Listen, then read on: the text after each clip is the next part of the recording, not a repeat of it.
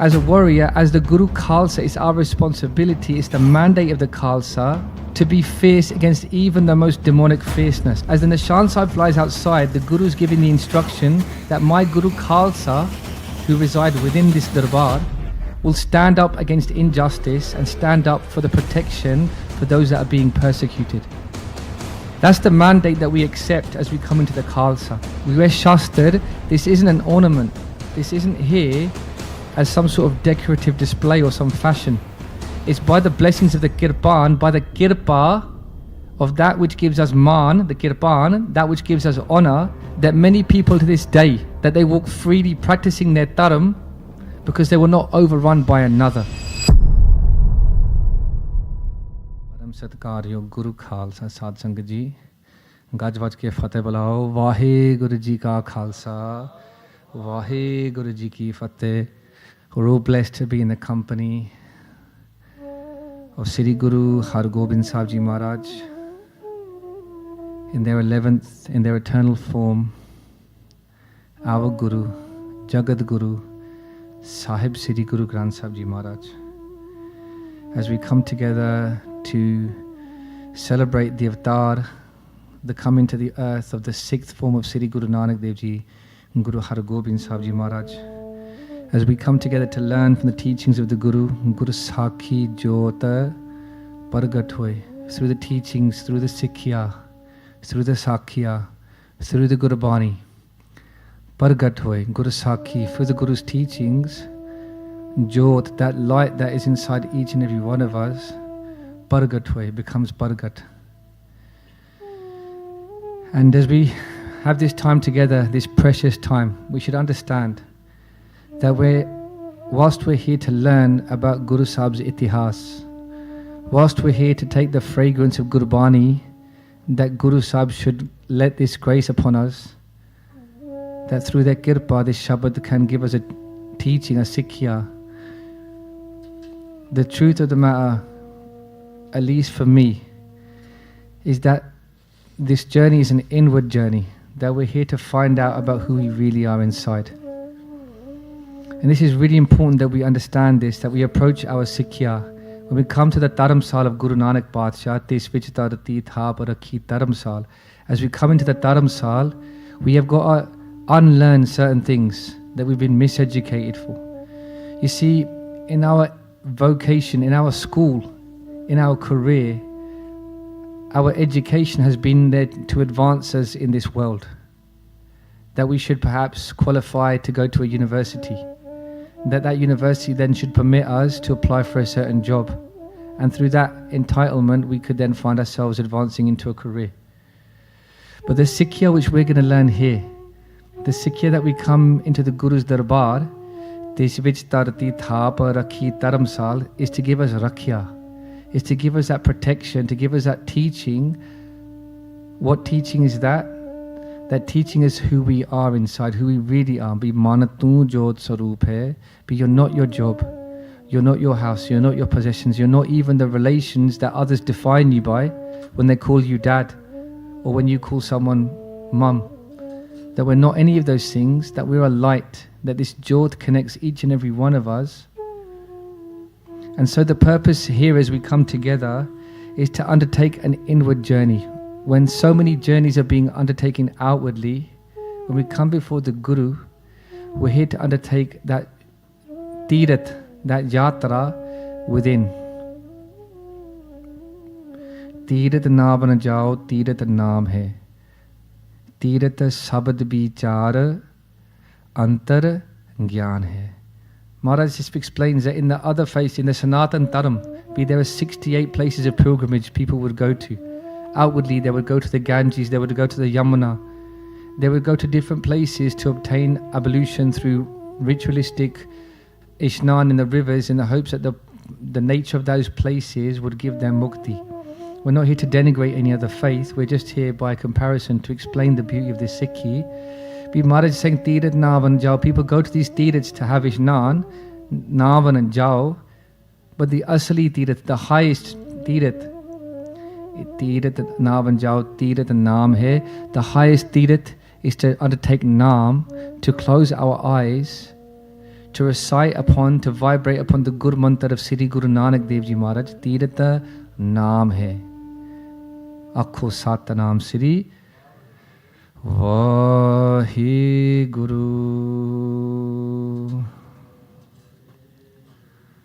Waheguru. Waheguru. Waheguru. Waheguru.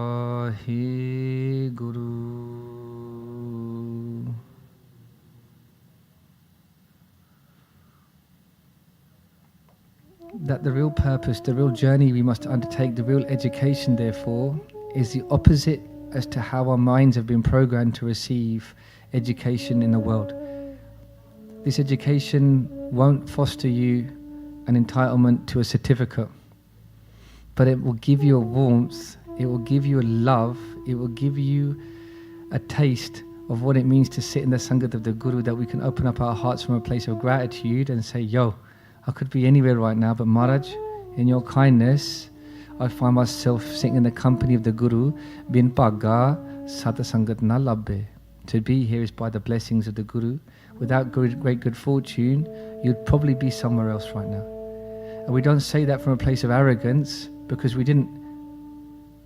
it's not through entitlement or through our efforts, it's by the grace of the Guru. So before we get taken by our ego, we should open up our hearts from a place of shukrana, a place of gratitude, and say, Maharaj, thank you for bringing me here today. And from a place of shukrana, as our hearts open, then there is more education to be had. Harmandar eho sarir hai. The true Harmandar is your sarir. The true Harmandar is the Atma, the Jyot that exists within you. And what is it that we should do to water that seed? What is it that we should do to water that seed? Maharaj says, Bigyan. The true thing that we need to put within us is Gyan. Now Gyan means something different.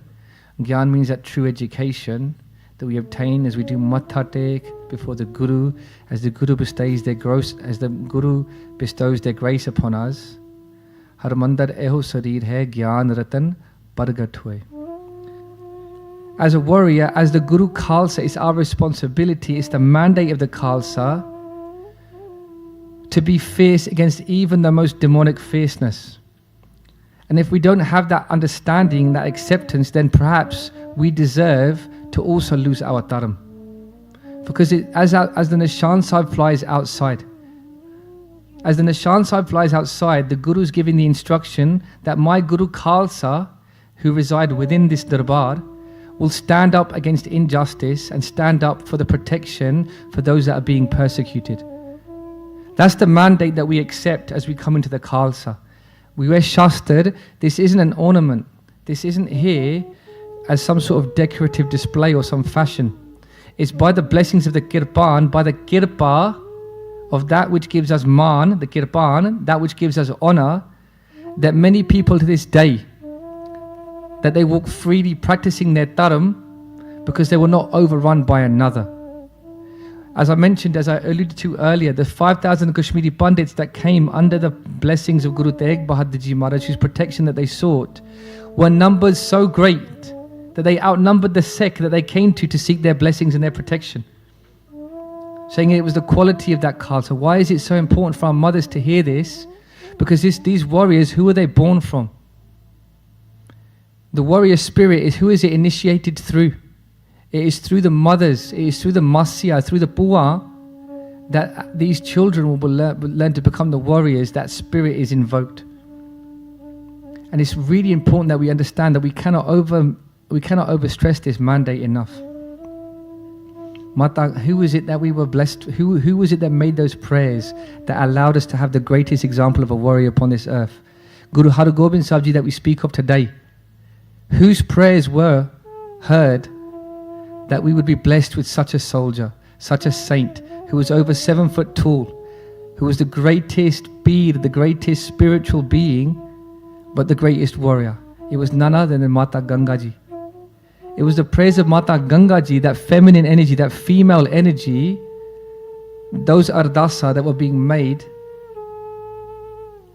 in response to which we would be blessed with Guru Har Gobind Sahib Ji Maharaj. We cannot overstress the role that our mothers, our sisters, that they play in the creation of the Guru Khalsa Panth. It is written in our history that Priti Chand, who was the older brother of Guru Arjan Dev Ji Maharaj, that they were cunning and their ways were wily, and they were intended to try and usurp the throne of the Guru. For in the house of Guru Arjan Dev Ji Maharaj, after many years of marriage, they had not been blessed with a child.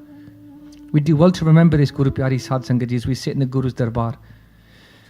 Mata Ganga Ji overhears Priti Chand conspiring with his wife that the Guru, their younger brother, doesn't have any children in their house. That when the Guru passes away, our children will inherit the throne, that they will become sat upon the throne of Sri Guru Nanak Dev Ji Maharaj, that they will inherit this throne. Mata Ganga Ji comes to her husband and she does benti to Guru Arjan Dev Ji Maharaj, Maharaj, please, I've never asked you, I want for nothing in your house, but in my heart, be Sono Putra di Daat Sono Bakshlo, give me a blessing that in our house we can have a child. Guru Arjan Dev Ji Maharaj, the giver of all gifts, they are the form of the Lord themselves. Aap Narayan Kalatar Jagme Paravariyo. They are the form of that formless Lord.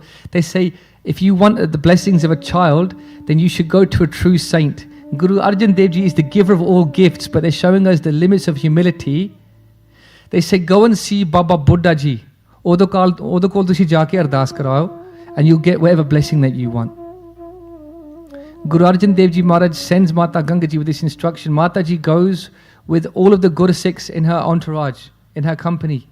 And they go and they make really beautiful prashade. All of the different Shakti Bhojan, the 36 different delicacies that they speak of in the city Sukhmani Sadapad. All of this food was made, the most beautiful spices, the most expensive food was made. And Mataji goes with all of these people. They go to see Baba Buddha Ji. When they go and see Baba Buddha Ji to make this offering of all these foods so that they could make a request, Baba Buddha Ji looks at them. They look at these beautiful food and they say, Aaj mainu bhukh nahi lagi. There's no hunger within me at this moment. And they send Mataji away. Mataji goes back to Sri Guru Arjan Dev Ji Maharaj. They say, you sent me to go see Baba Buddha Ji before I could even make this ardas.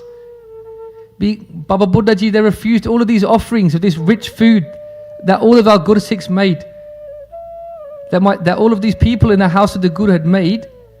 And Guru Arjan Dev Ji said, explain to me how you went. And she said, all of the Sikhs came together. They made the food. We went together and I went in a chariot. And in this way, we went to go and see Baba Buddha Ji. And Baba Buddha Ji said, I'm not hungry. Guru Arjan Dev Ji would give this teaching. Why is this happening? Do you think Mata Ganga Ji could make any mistake? No. They are that one who's married into the house of Sri Guru Arjan Dev Ji Maharaj. What was happening? This play was being played out. This itihas was being gifted to us that we could take these teachings. Guru Arjan Dev Ji in that moment would give us a teaching through Mata Ganga Ji. How is it that we can come to the Guru to do ardas? Maharaj explains, they say, no, you have to go with Sharda. When you're going to go and see a Mahapurukh, when you're going to go before a great saint, when we're going to walk before the greatest saint of all, apne sir neeme rakh ke, you should lower your head and go from a place of humility. We make the prashade yourself with your own hands. Mise prashade. We take that atta and piece that atta yourself. Make simple prashade. Go with simple clothes. Go on your own. And go from your heart from a place of humility.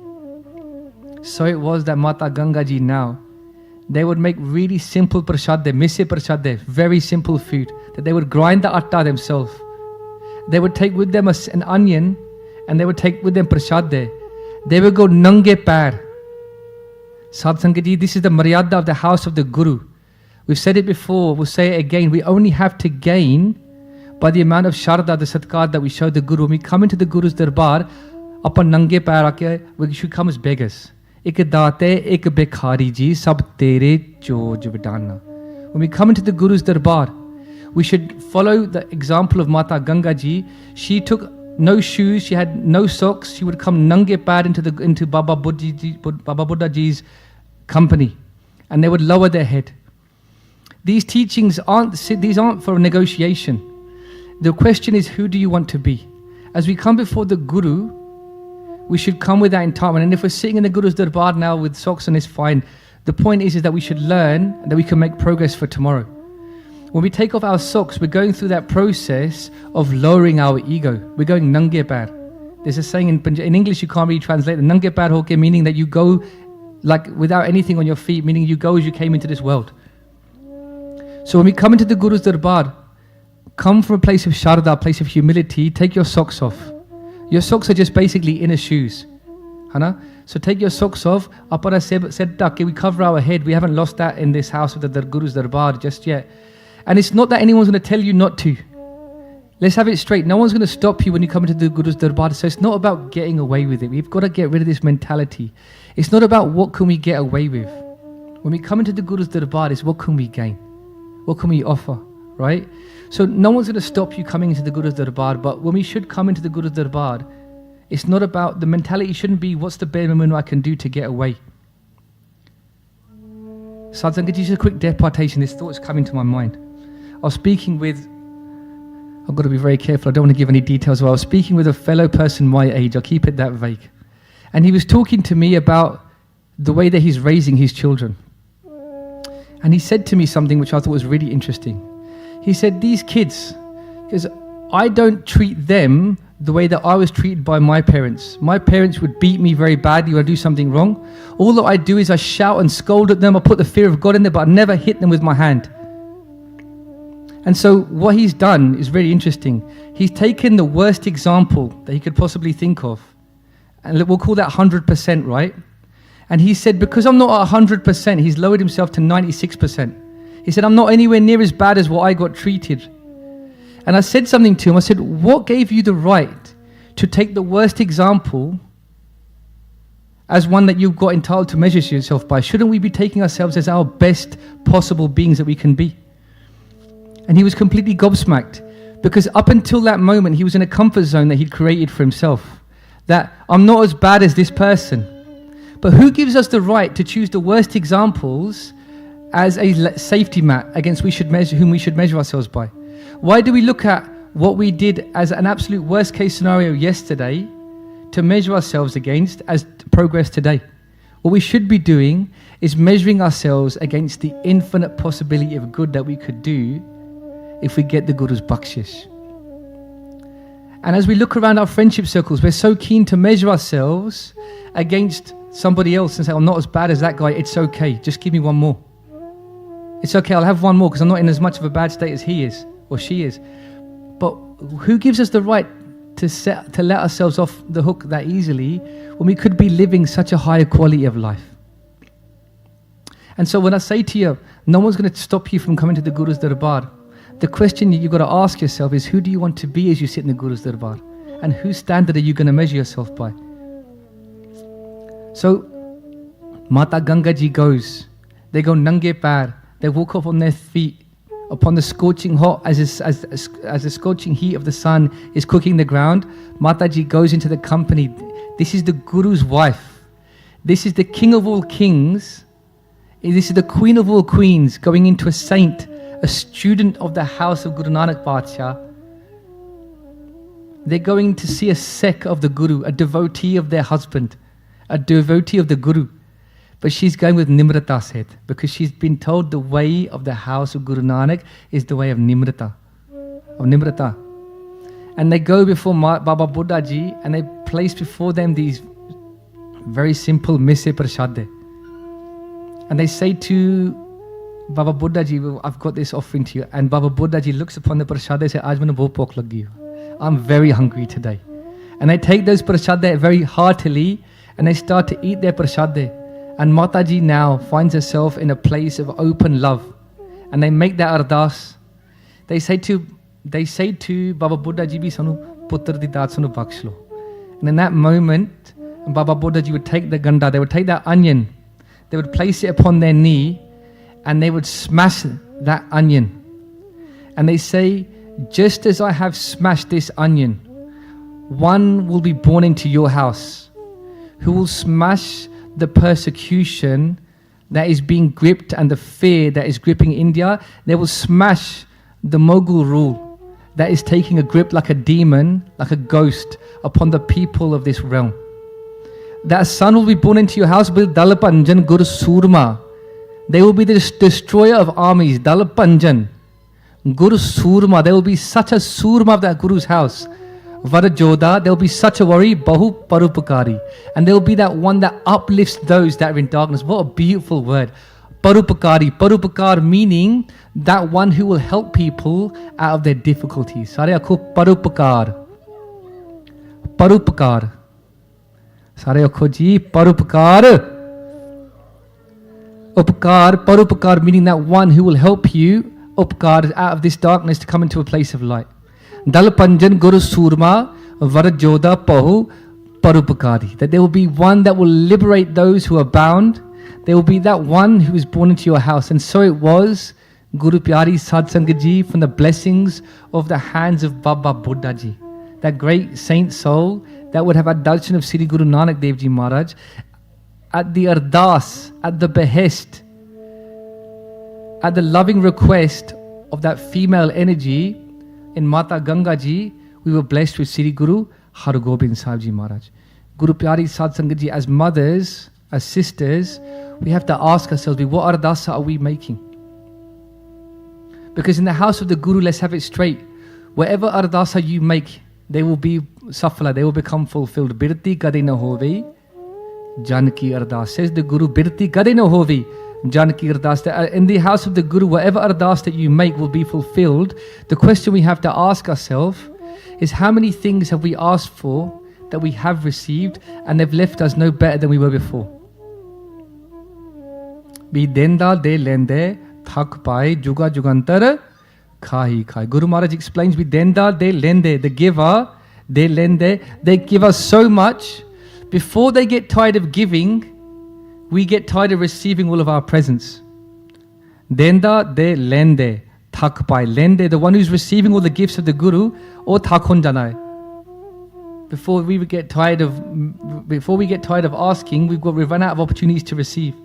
The question we have to ask ourselves, Guru Pyare Sadsangat Ji, is what are we asking for? Be akhe mangehe dehe dehe.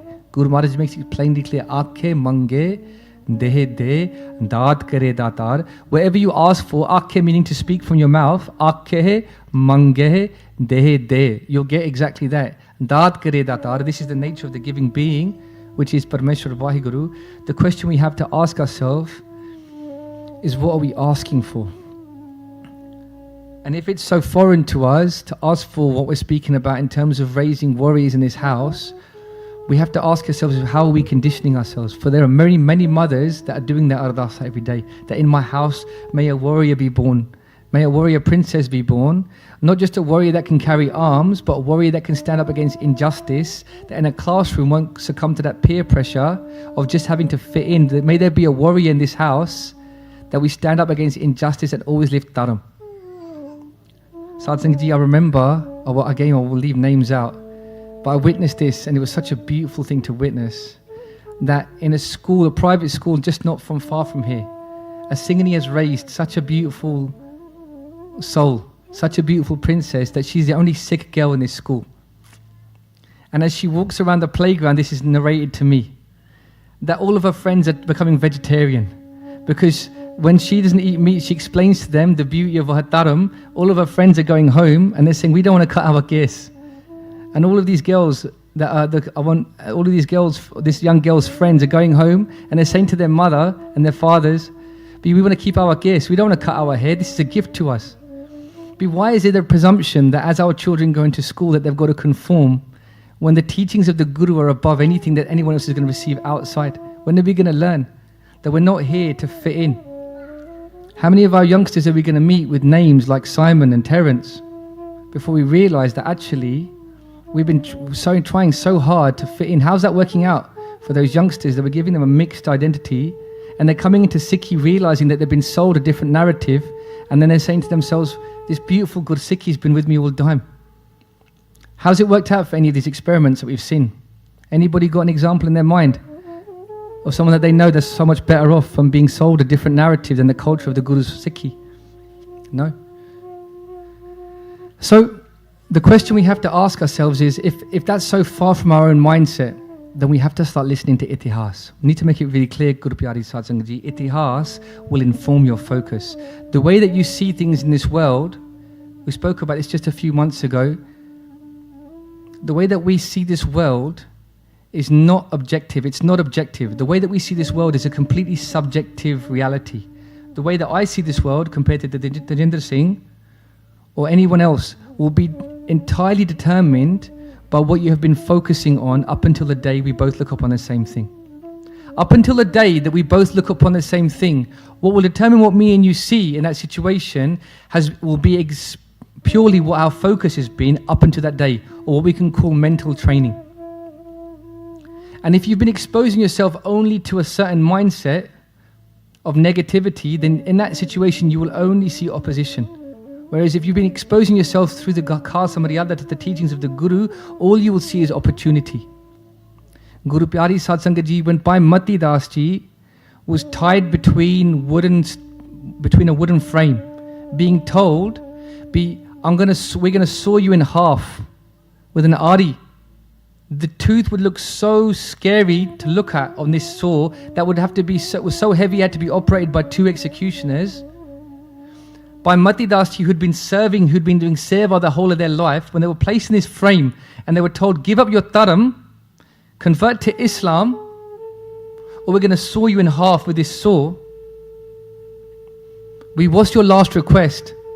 Because of Bhai Mati Das Ji's focus had always been the Guru up until that moment. When given an opportunity to evoke a last request before they would receive the saw ripping through their bones and their flesh, because their focus had been the Guru up until that moment, Bhai Mati Das Ji's only request was that the frame should be turned, because their Guru was out of view, in the pinjri, in the cage. They said, could you just pivot this frame that you've got me tied to, that as this saw rips through my body, that I can look upon my Guru. What would our thoughts be in that moment, depending on our conditioning, our focus up until that point? Sad Sangat Ji, how many altercations have you been in how many physical altercations offer them to you when you're on a night out, you're in the town somewhere, and you're with somebody else who hasn't trained. And in a situation where you're being confronted, you're both being confronted by the same demon, but the person that's done martial training sees an opportunity here to practice their art. Whereas the person that hasn't trained is worried about what's going to happen to them. How can the same situation invoke fears in one person and opportunity in another? Because how you feel in any given moment is a consequence as to what your focus has been up until that time. And I'm giving that martial example, but really it's a matter of us looking at our anxieties, our fears in whatever fight we're fighting day to day. I'm not just talking about the sword and Shastra Vidya and Pentar on the battlefield, but if we wake up in the mornings and the day presents itself as an obstacle, how am I going to get through today without feeling this way? And if that's how we're feeling when we wake up in the morning, we've got to look at ourselves and be honest. If we're honest with ourselves and don't blame the world for how we feel and take responsibility that, I'm not listening to any katha. I'm not conditioning my mind in any way that's going to be constructive towards my well-being. If we're not being honest about that conversation, then tomorrow will be the same as yesterday. Now those words be Gursakhi Jod Paragatoi. Let's start listening to Katha, my friends. Not because we've been told to, but because I want to be happy. Let's start coming to the Guru Card, not because I've been told that it's the right thing to do. It's that too. But let's start coming to the Guru Card, that we can take that function for what the Guru Card is, that it will give us that Anand. Sare akho Anand. Guru Pyari Sad Sangat Ji, there's many swear words that will roll off of our tongues in the right environment. We asked the Sangat to say Anand, and everyone's struggling. I'm going to go again. East London. Yeah. Sare akho Anand. Anand meaning joy unequivocal. Joy unequal to. Joy, the likes of which will make you cry tears that will never stop flowing as your body shakes with love. Is that even on our agenda? Are we even thinking about that's where we want to be? Anybody cried tears of joy? Put your hands up if you've ever cried tears of Anand. No elbows, people. Anybody cried tears of Anand? Guru Pyari Sad Sangat Ji, we have to be looking for this. If we're not looking for this in this life, we're selling our opportunities short, right? I often use this example and I say it and it always rings true. Some of us are sitting in places of privilege in terms of our successes in this world, that if somebody told you you'd be sitting in this situation 5 years ago, you'd rip their arm off, say, I'll take that in a heartbeat. Be that I had this much property, that I had this much equity, that I had this much in the bank, that I qualified to go to this university, that I graduated in this way, that I managed to marry this person. If somebody told us that we would be living the way we are right now 5 years ago, we would take that deal in a heartbeat, and yet we find ourselves in a situation beyond our wildest dreams, and yet we find ourselves absent of Anand because all we were looking for were just those things. Maharaj explains this, they say, Sarab Sukha mein pa liya, Sarab Sukha mein pa liya, Sarab Sukha mein pa liya, har jevad na koe. They say, Guru Arjan Dev Ji speaks to us all as their children. They say, Sarab Sukha, all of the sukh of this world, mein pa liya. Because they're the giver of all sukh. They're sukh den wala. They're the ones that have created sukh. They gave us sukh money the part. Sukh money sab the part. They say all of the sukh in this world, that emanates from the Guru's joli. But har jevad na koi. They say, know it to be true, my people. They say, har jevad, that if you take the name of God and you install that in your heart, har jevad na koi. Nothing is on that level. Literally, jevad meaning on that level, equal to. Har jevad na koi. Nothing can match that. Dalapanjan Guru Surma Varjoda Bahu Parupakari. If our minds are not conditioned to want to create warriors in this world that will light up the darkness and bring happiness and relief and love to all those around us, then we need to consider what we're studying. We need to consider what we're studying, and that's all that we need to do. If we change our focus, Jo manate ke paramanate sa, Jaisi mansa Desi Dasa. Maharaj explains, they say Jesi Mansa, wherever your thoughts are in your mind, Desi Dasa. That's how it's going to be for you. Jesi Mansa Desi Dasa, whatever you choose as your focus day to day, that is literally going to program your reality. I gave an example and it proved to be quite fruitful. I think a video went viral on social media, on YouTube. We did a detailed gatha, so I'm not going to recount that same gatha. But there was an example of just last year when a Sikh girl went missing, and she was only 14 years old. And this thought really provokes my mind. It makes me really realize how important these teachings are. Be Jesi Mansa, be your reality. Your Mansa means thoughts. Desi Dasa, that's how your thoughts, what you're exposing yourself day to day, whether you're listening to Katha, whether you're listening to Gurbani, Jesi Mansa, Desi Dasa, that literally will translate to your reality. A girl went missing just last year, or maybe the summer before last, and she was only 14 years old. There was rumors that she had been taken in by a gang of people, and they would be treating her in an unladylike manner, we should say. She was being groomed. We all know what I'm referring to. And the police would only get involved after 24 hours, and anybody that knows 24 hours is a long time as a mother, as a parent, to know that your child has been taken away. And so the Singhs get together, they decide that they're going to go and look for this girl.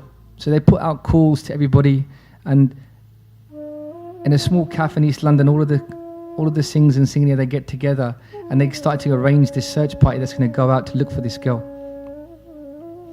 And it's about 11 o'clock now, and the Singhs have gone out and they've heard a rumour, they've got wind that this girl has been spotted in Brixton town, which is about 2 hours away. And it wasn't the summer, it was like winter, it was like February 18 months ago. And it was dark. By the time everyone got to Brixton, it was about 1:30, 2 o'clock in the morning. And it was dark, it was dank, the streets were cold. If anyone's been to Brixton before around that time, there's a street of nightclubs. And around that time, all these neon lights are on, and everyone just sort of piles out of these nightclubs at that time. And so everybody's coming out of these clubs, and they're drunk, and there's women dressed inappropriately, there's a smell of urine in the air, as people are like doing a wee on the wall, and there's like vomit, and there's like people with like innuendo, they're making comments because there's all these Singhs, some of them in Bane, and it's like there's a vibe, it's about to kick off, and the Singhs are going up the tower blocks, knocking on the windows of the doors that have got lights on, saying, excuse me, have you seen this girl? They're giving out leaflets trying to find this girl desperately that's been missing for about 9-10 hours. And as this is happening, as we're standing at the bottom of one of these tower blocks, I was there, I remember being there vividly, and I hope that I never forget this. As we're standing there, as the singers are going up to the tower block trying to find this girl that's gone missing through giving out posters and so on and so forth, one of the guys is in despair. He gets really upset and he goes, look at me, look where I'm stuck, man. He goes, it's 2:30 in the morning, I was sitting at home just a few hours ago, I was having dinner with my family, I was watching TV, my daughter was sitting on my lap, you know, I was having a good time, got this phone call, and now I'm stuck in the middle of Brixton, it's the middle of the night, I've got urine and feces around my ankles, I've got women dressed inappropriately walking across my face, I've got guys making lewd comments about us, you know, how have I ended up here? I'm stuck, I'm in Nark, man. I was having such a good evening, and now I'm going to get home at 5 in the morning. My missus is going to be upset with me. I'm going to get cold looks from her in the morning. Why were you out all night? Adirad, you've been out with your friends. What's going on? Because I'm stuck here, man. I just wish I hadn't got that phone call. And everybody gets despondent and they put their heads down. I was there when this happened. It's like 3:30 in the morning now. And one of the other singers that were there, after a few seconds of it being quiet, he speaks up. He goes, I totally disagree with you, man. He goes, I don't see it that way at all. He goes, as far as I'm concerned, it's 3:30 in the morning, it's Amrit Vela. It's Amrit Vela, I'm with the Guru Khalsa, I'm with the Singhs. We're doing Maharaj Di Seva, just as Baba Deep Singh Ji would go and rescue those girls that were being stolen away to be sold as slaves in Afghanistan. Because just as Baba Deep Singh Ji would go and rescue those girls and take them home to their families, we're doing Maharaj Di Seva. This day is going to be written for me forever. Eho lekha likh jaane koi lekha likhiya kehta hoy. This day is going to be written for me until the end of all days. I'm so glad that I got that phone call. I was just sitting at home. I was just watching TV. And I got a phone call, and now I'm blessed to be at Amrit Vela with the Singhs, and we're going out doing this seva. And I thought in that moment, how can two people be in Brixton town? One's in Nark, surrounded by urine and feces. One's in hell, surrounded by this disgusting situation. And the other one is in Sachkhand. He's in heaven. He's like, we're doing Maharaj Di Seva. Jo man dekhe, paraman tesa. Depending on how you choose to see things, paraman tesa. That will determine your objective reality. Your reality is not objectively defined. Says Guru Maharaj, Jaisi Mansa, depending on your thoughts, Desi Dasa. Sat Sangat Ji, the question we have to ask ourselves when we hear about the idea of raising warriors, if that seems so foreign to us, because all we're worried about is private schools and making sure that our children don't have a hair on their body challenged, if that's where we're at in our minds, then we've got to look at our focus. We've got to look at that and understand that we've been exposing ourselves to just a way of apathy. And that's cool too, because at any given moment you can change your focus. When I was sitting in the group of those Singhs, all of those Singhs were in Nark with the other Singh, right? When they heard the other Singh speak, they were in Sachkhand. Have you seen this girl? A renewed energy as they took that teaching from that one that had been listening to Katha. So you can tell in that group who had been listening to Katha of the Guru, who had informed their mind of that circumstance through the lens of the Guru, and who hadn't. But here's the really beautiful thing, Sadh Sangat Ji. When you're in the company, imagine that we're all that person who's unpar, who's uneducated from the Guru's teachings. Just put ourselves, we're all that first person for an example, right? That first person immediately changed their soch when they heard the second person. What does that mean? It means it's not late for any of us. That when we find the Sangat of the Guru, when we start spending company in the Sangat of the Guru, that the fragrance, the teachings, the Sikhya, the focus, the lens of the Guru Khalsa will become your focus too. And I think that's really beautiful. Because Maharaj is giving us, they're saying to us, when you find the Sangat, even if your mind is not set right, if you haven't got the right mind set, you can set your mind right by being in the company of those whose mind is set. I'm going to say that again. That even if your mind isn't set because you've exposed yourself to a life of negative thinking, because you've been raised in a very negative mindset, tami theek hai, because when you come into the Sangat of the Guru, the fragrance of that Sangat can change you too. Nadiya atte vaha, pavehe samundar, na janiye. Says Guru Maharaj, the Sangat is like a river, a nadi, and a va, a stream. Nadi at the va, where do they go? They go to the sea. That's where they're ever going to flow to, ever flowing towards the sea. You can't stop that current. You might not be that river. You might not even be worthy of being that river. But when you jump into that river, the river doesn't judge you. The current will take you where it's going to go anyway, beyond discrimination. Which is why, Sadh Sangat Ji, when we're lucky enough to come into the Guru's Hazuri, nearly every time when we start Katha, you hear me say pretty much the same first sentence, and you'll notice it now going forward. And that's not because I haven't got anything else to say. It's because it's the most important thing I can think of to begin this vichar, this journey together. We say we're all so lucky to be in the company of the Guru. Why? Because we are of ourselves not worthy of anything. But when we come into the Sangat's current will take us there. Akho Satanam Siri. Waheguru.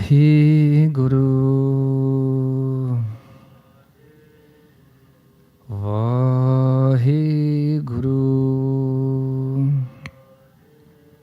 Waheguru.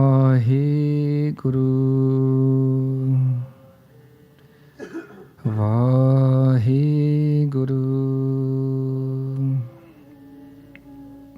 Sadh Sangat Ji, let's look to Mata Ganga Ji. By the ardas of Mata Ganga Ji, by the ardas of Mata Ganga Ji, we're blessed with Sheme Pacha, the sixth king, Sache Pacha. They are affectionately referred to as Sache Pacha, the true king. Why is it so? Just a quick sakhi before we finish up this vichar, this time together.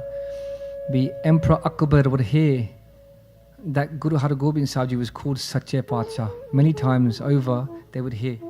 And they would speak with Guru Har Gobind Sahib Ji. They would often go hunting together. And they say to Guru Har Gobind Sahib Ji Maharaj, they say, why is it is my Raj Jhutha? I am also a king in this world, but they don't call me Sache Pacha. They call me Raja. They call me Badshah, but they don't call me Sache Pacha. They call you Sache Pacha. Why is it that they're referred to you as Sache Pacha? And Guru Har Gobind Sahib Ji says, in the days to come, you will get your answer. And Akbar, they speak to their courtiers. They say that when anybody comes into our encampment and they're asking for Sache Pacha, send them to my tent.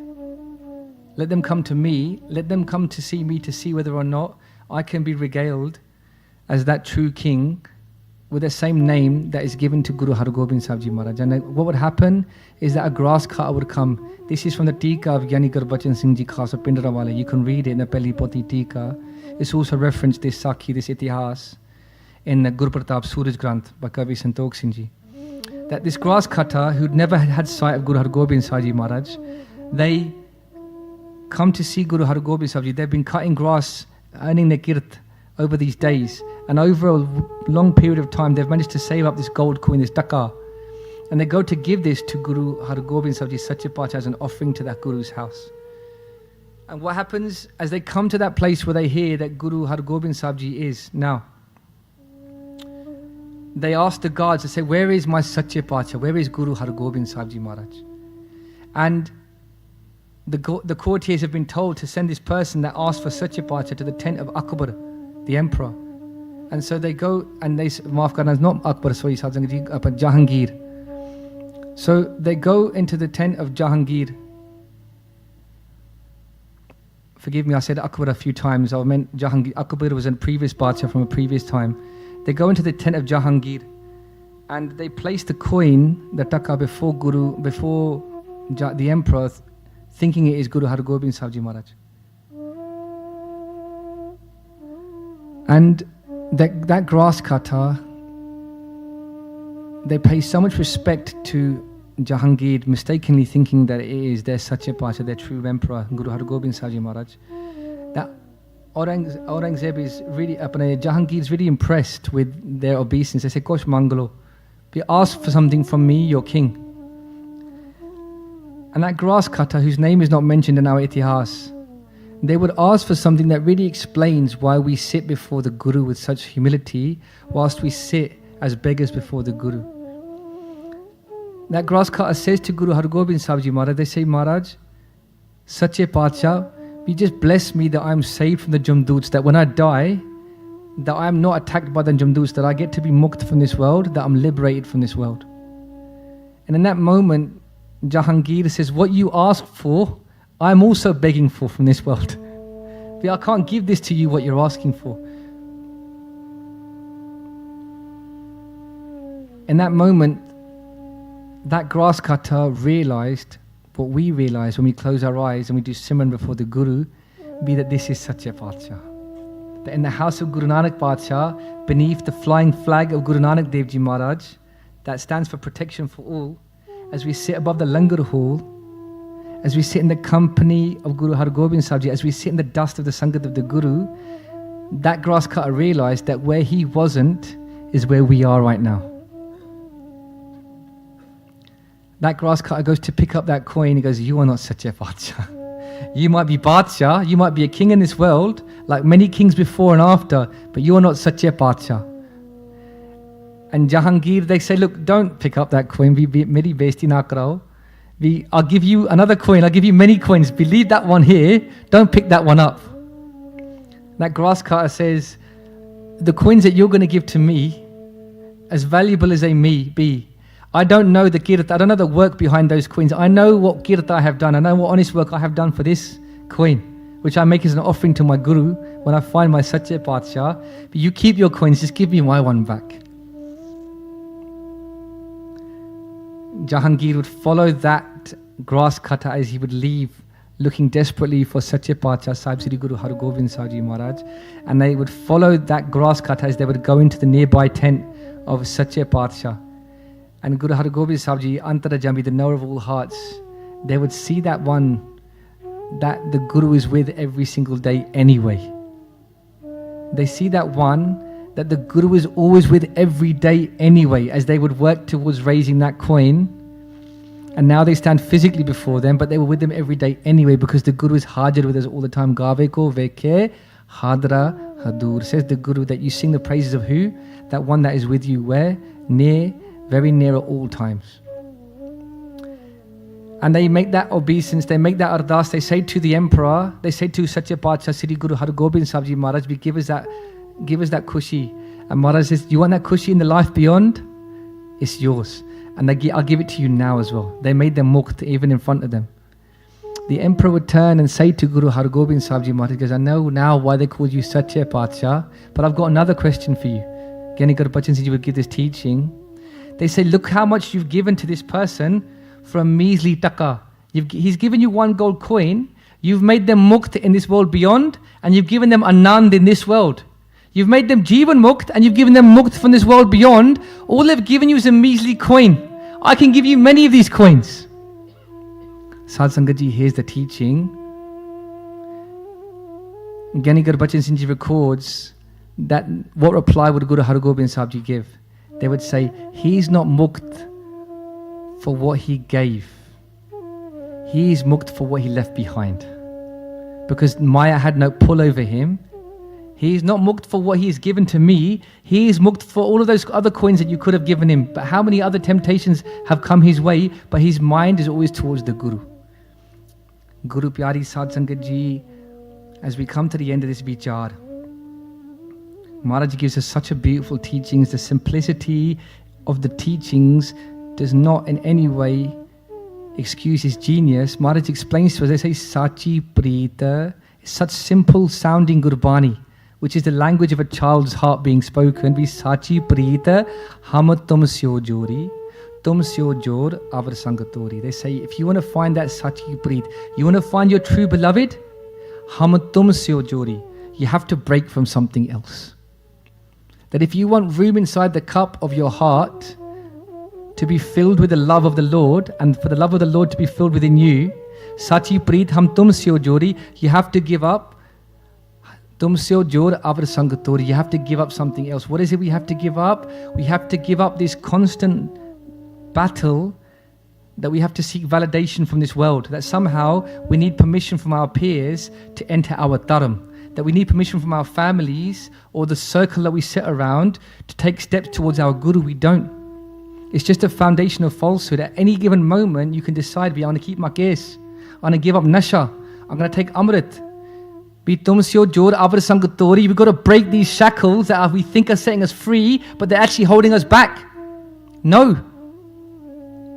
Let's have it straight. We're here to obtain that liberation, but we think we need to find it outside. Sad Sangat Ji, if we want to find that Anand, let's break from the shackles of this world and come before the Guru. So Sad Sangat Ji, it would be remiss of me, as our time comes to an end, not to just make a few comments.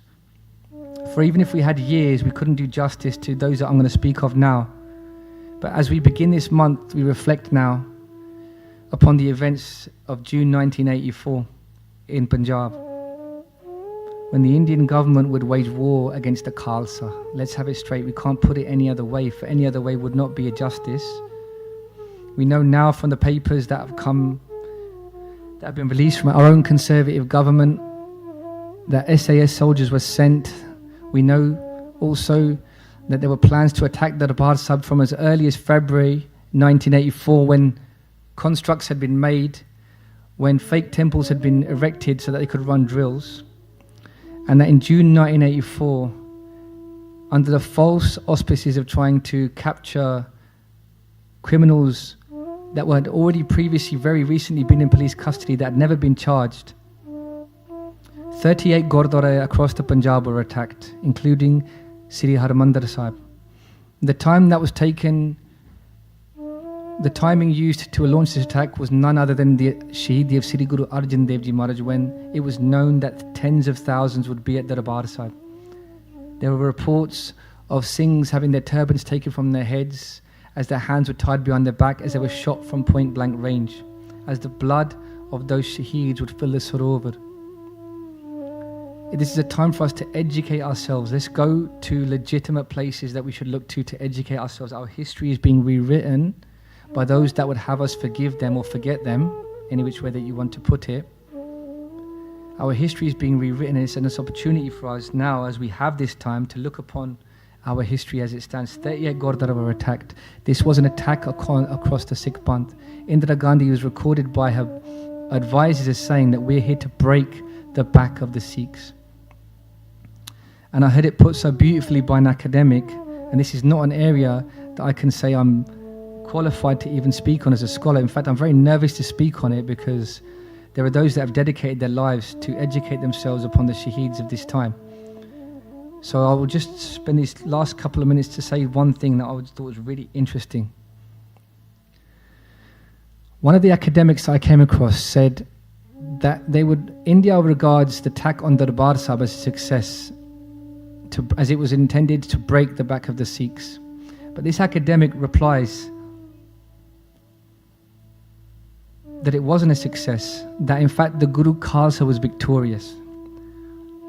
How is it that the Guru Khalsa was victorious on these days, as we look back to those great warriors, Sant Jarnail Singh Ji Khalsa Pind Ranwale, as we look back to Bhai Sabeg Singh Ji? How was it such? Because the Khalsa's goal during that time was to wage war against tyranny and to stand up against injustice and to demonstrate to the world that this could be done. And in this way, Sant Jarnail Singh Ji was victorious as one that would stand against many, that would be immovable, unshakable and unbreakable. And they would stand up against so many and hold so many at those doors until tanks were released, until bombers were being flown above the Darbar, that the greatest might of the military raining down upon farmers with pitchforks and pilgrims that were there to pay respects to the Shaheedi of Sri Guru Arjan Dev Ji Maharaj, that those that had been sent to break the backs of the Sikhs, they failed, because the Guru Khalsa has grown. Many thousands would go to take Amrit on those days. Many tens of thousands would take Amrit every year on those days still, as we celebrate the victory of the Guru Khalsa. So Sad Sangat Ji, there are plenty of videos on 1984 to educate ourselves. It's important as mothers that we do this. The Khalsa would go on to extract revenge from those that would seek to send soldiers into the Darbar on those days. And Bhai Satwan Singh, who's one of those soldiers that killed Indira Gandhi to extract that revenge, when that happened, they were shot in the leg. And I think it's fitting that we'll end on this. They had a bullet in their knee, which is one of the most painful injuries that you can have, a bullet in your kneecap. And Bhai Satwan Singh Ji, they were in prison. We speak of Guru Hargobind Sahib Ji Maharaj. We think of them as only then, they're even now. With this bullet in their knee, they would do ardas to Guru Hargobind Sahib Ji Maharaj from their cell. They said, Maharaj, the pain is just too much. Bhai Satwan Singh Ji, they would record that Guru Hargobind Sahib Ji would come into their cell and they would give them darshan and they would take that bullet out of their knee. Satsangat Ji, where is our Sharda today? That Guru Hargobind Sahib Ji would go to their cell, as they would sit in their cell, they would remove that bullet from their knee, and that bullet is still in the family lineage of Bhai Satwan Singh Ji. Even today, you can go to their family, we're only talking 30 years ago, and they will show you that bullet that was in their knee that Guru Hargobind Sahib Ji would give darshan to, that would give darshan for. So Satsangat Ji, we've spoken today about Guru Hargobind Sahib Ji Maharaj. You are the Sangat of Sri Guru Hargobind Sahib Ji Maharaj. We've spoken a little bit about our focus. And even if our focus is not where it should, if our focus is where it should be and we're making progress towards the Guru, fantastic. Even if we're not, and today there's a contrast between what we've been speaking about and what we fill our days with, even that's positive. If it reminds us of a change of trajectory that we have to implement, that tomorrow can be a different day. Sadh Sangat Ji, let's start educating ourselves, let's start listening to Katha, let's start coming to the Guru Card with Gurbani in our hearts, that when we sit before the Guru, we know the value of who we sit before. So Sadh Sangat Ji, you're the Sangat of the Guru, you must have made many, many mistakes. I ask for your forgiveness. Vi lekhe kathe na chutti hai, khin khin na pullan har, baksan har, baksile nanak apaar utar. Waheguru Ji ka Khalsa, Waheguru Ji ki Fateh. If you enjoyed this video, please like, comment, share and subscribe. Please donate and help spread Guruji's message. Link is in the description below. Waheguru Ji ka Khalsa, Waheguru Ji ki Fateh. Waheguru, Waheguru.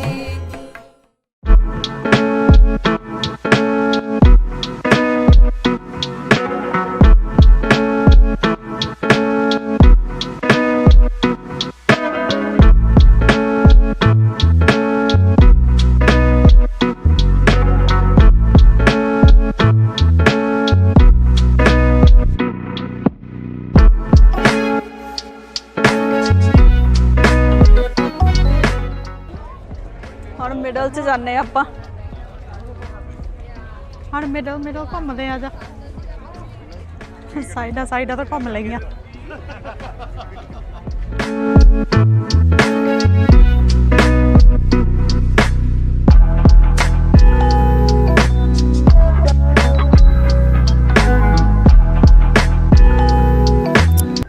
शाल कोटियां कंबल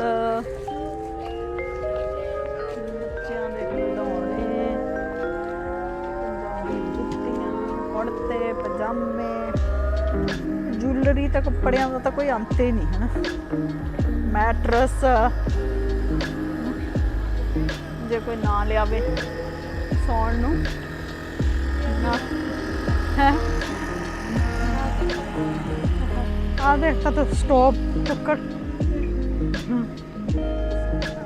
हाँ उधर आ देखो मैट्रसां दे ढेर लगे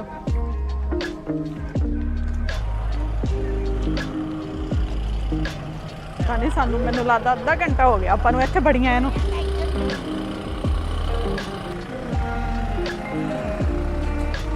light price ने ओ परे price थल्ले गा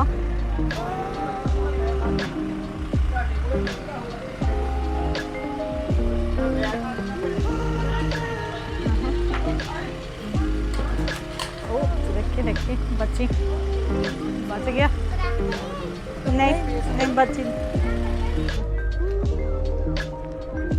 कितने है ओह माय गॉश लगता अपन घंटा हो गया ना तुरियां फिरदियां नूं आला शो पीस ले ला बंदे असीं पिछे की खा के आईयां आपां पकौड़े ते बर्गर फ्राइज इत्थे तो इन्ने तरह का लंगर आ ना देख के रज गई असी रज के तो पिछे आईया उधरों इत्थे तो बिल्कुल ही हजे कुछ नहीं जी करता खाण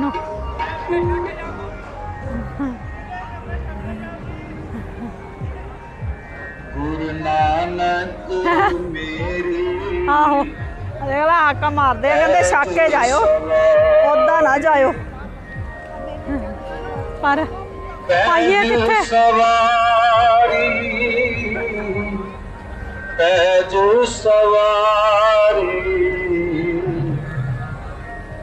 ਗੁਰੂ ਨਾਨਕ ਮੇਰੀ ਪੈਜ ਸਵਾਰੀ ਗੁਰੂ ਨਾਨਕ ਮੇਰੀ ਪੈਜ ਸਵਾਰੀ ਪੈਜ ਸਵਾਰੀ ਪੈਜ ਸਵਾਰੀ। ਆਈਆਂ ਅਸੀਂ ਕੱਲ ਸੀ, ਪਰ ਕੱਲ ਅਸੀਂ ਪਹੁੰਚੀਆਂ ਨਹੀਂ, ਲੇਟ ਹੋ ਗਿਆ ਸਾਡਾ ਪਲੇਨ, ਬਹੁਤ ਲੇਟ ਹੋ ਗਿਆ ਸੀਗਾ। ਤੇ ਅੱਜ ਸਵੇਰੇ ਆਈਆਂ ਅਸੀਂ ਇੱਥੇ। ਸਵੇਰੇ ਪਹਿਲਾਂ ਨਿਸ਼ਾਨ ਸਾਹਿਬ ਦੀ ਸੇਵਾ ਸੀਗੀ ਤੇ ਹੁਣ ਇੱਥੇ ਹਾਂ ਤੇ ਇੱਥੇ ਆ ਹੈ ਮੇਰਾ ਖਿਆਲ ਆ।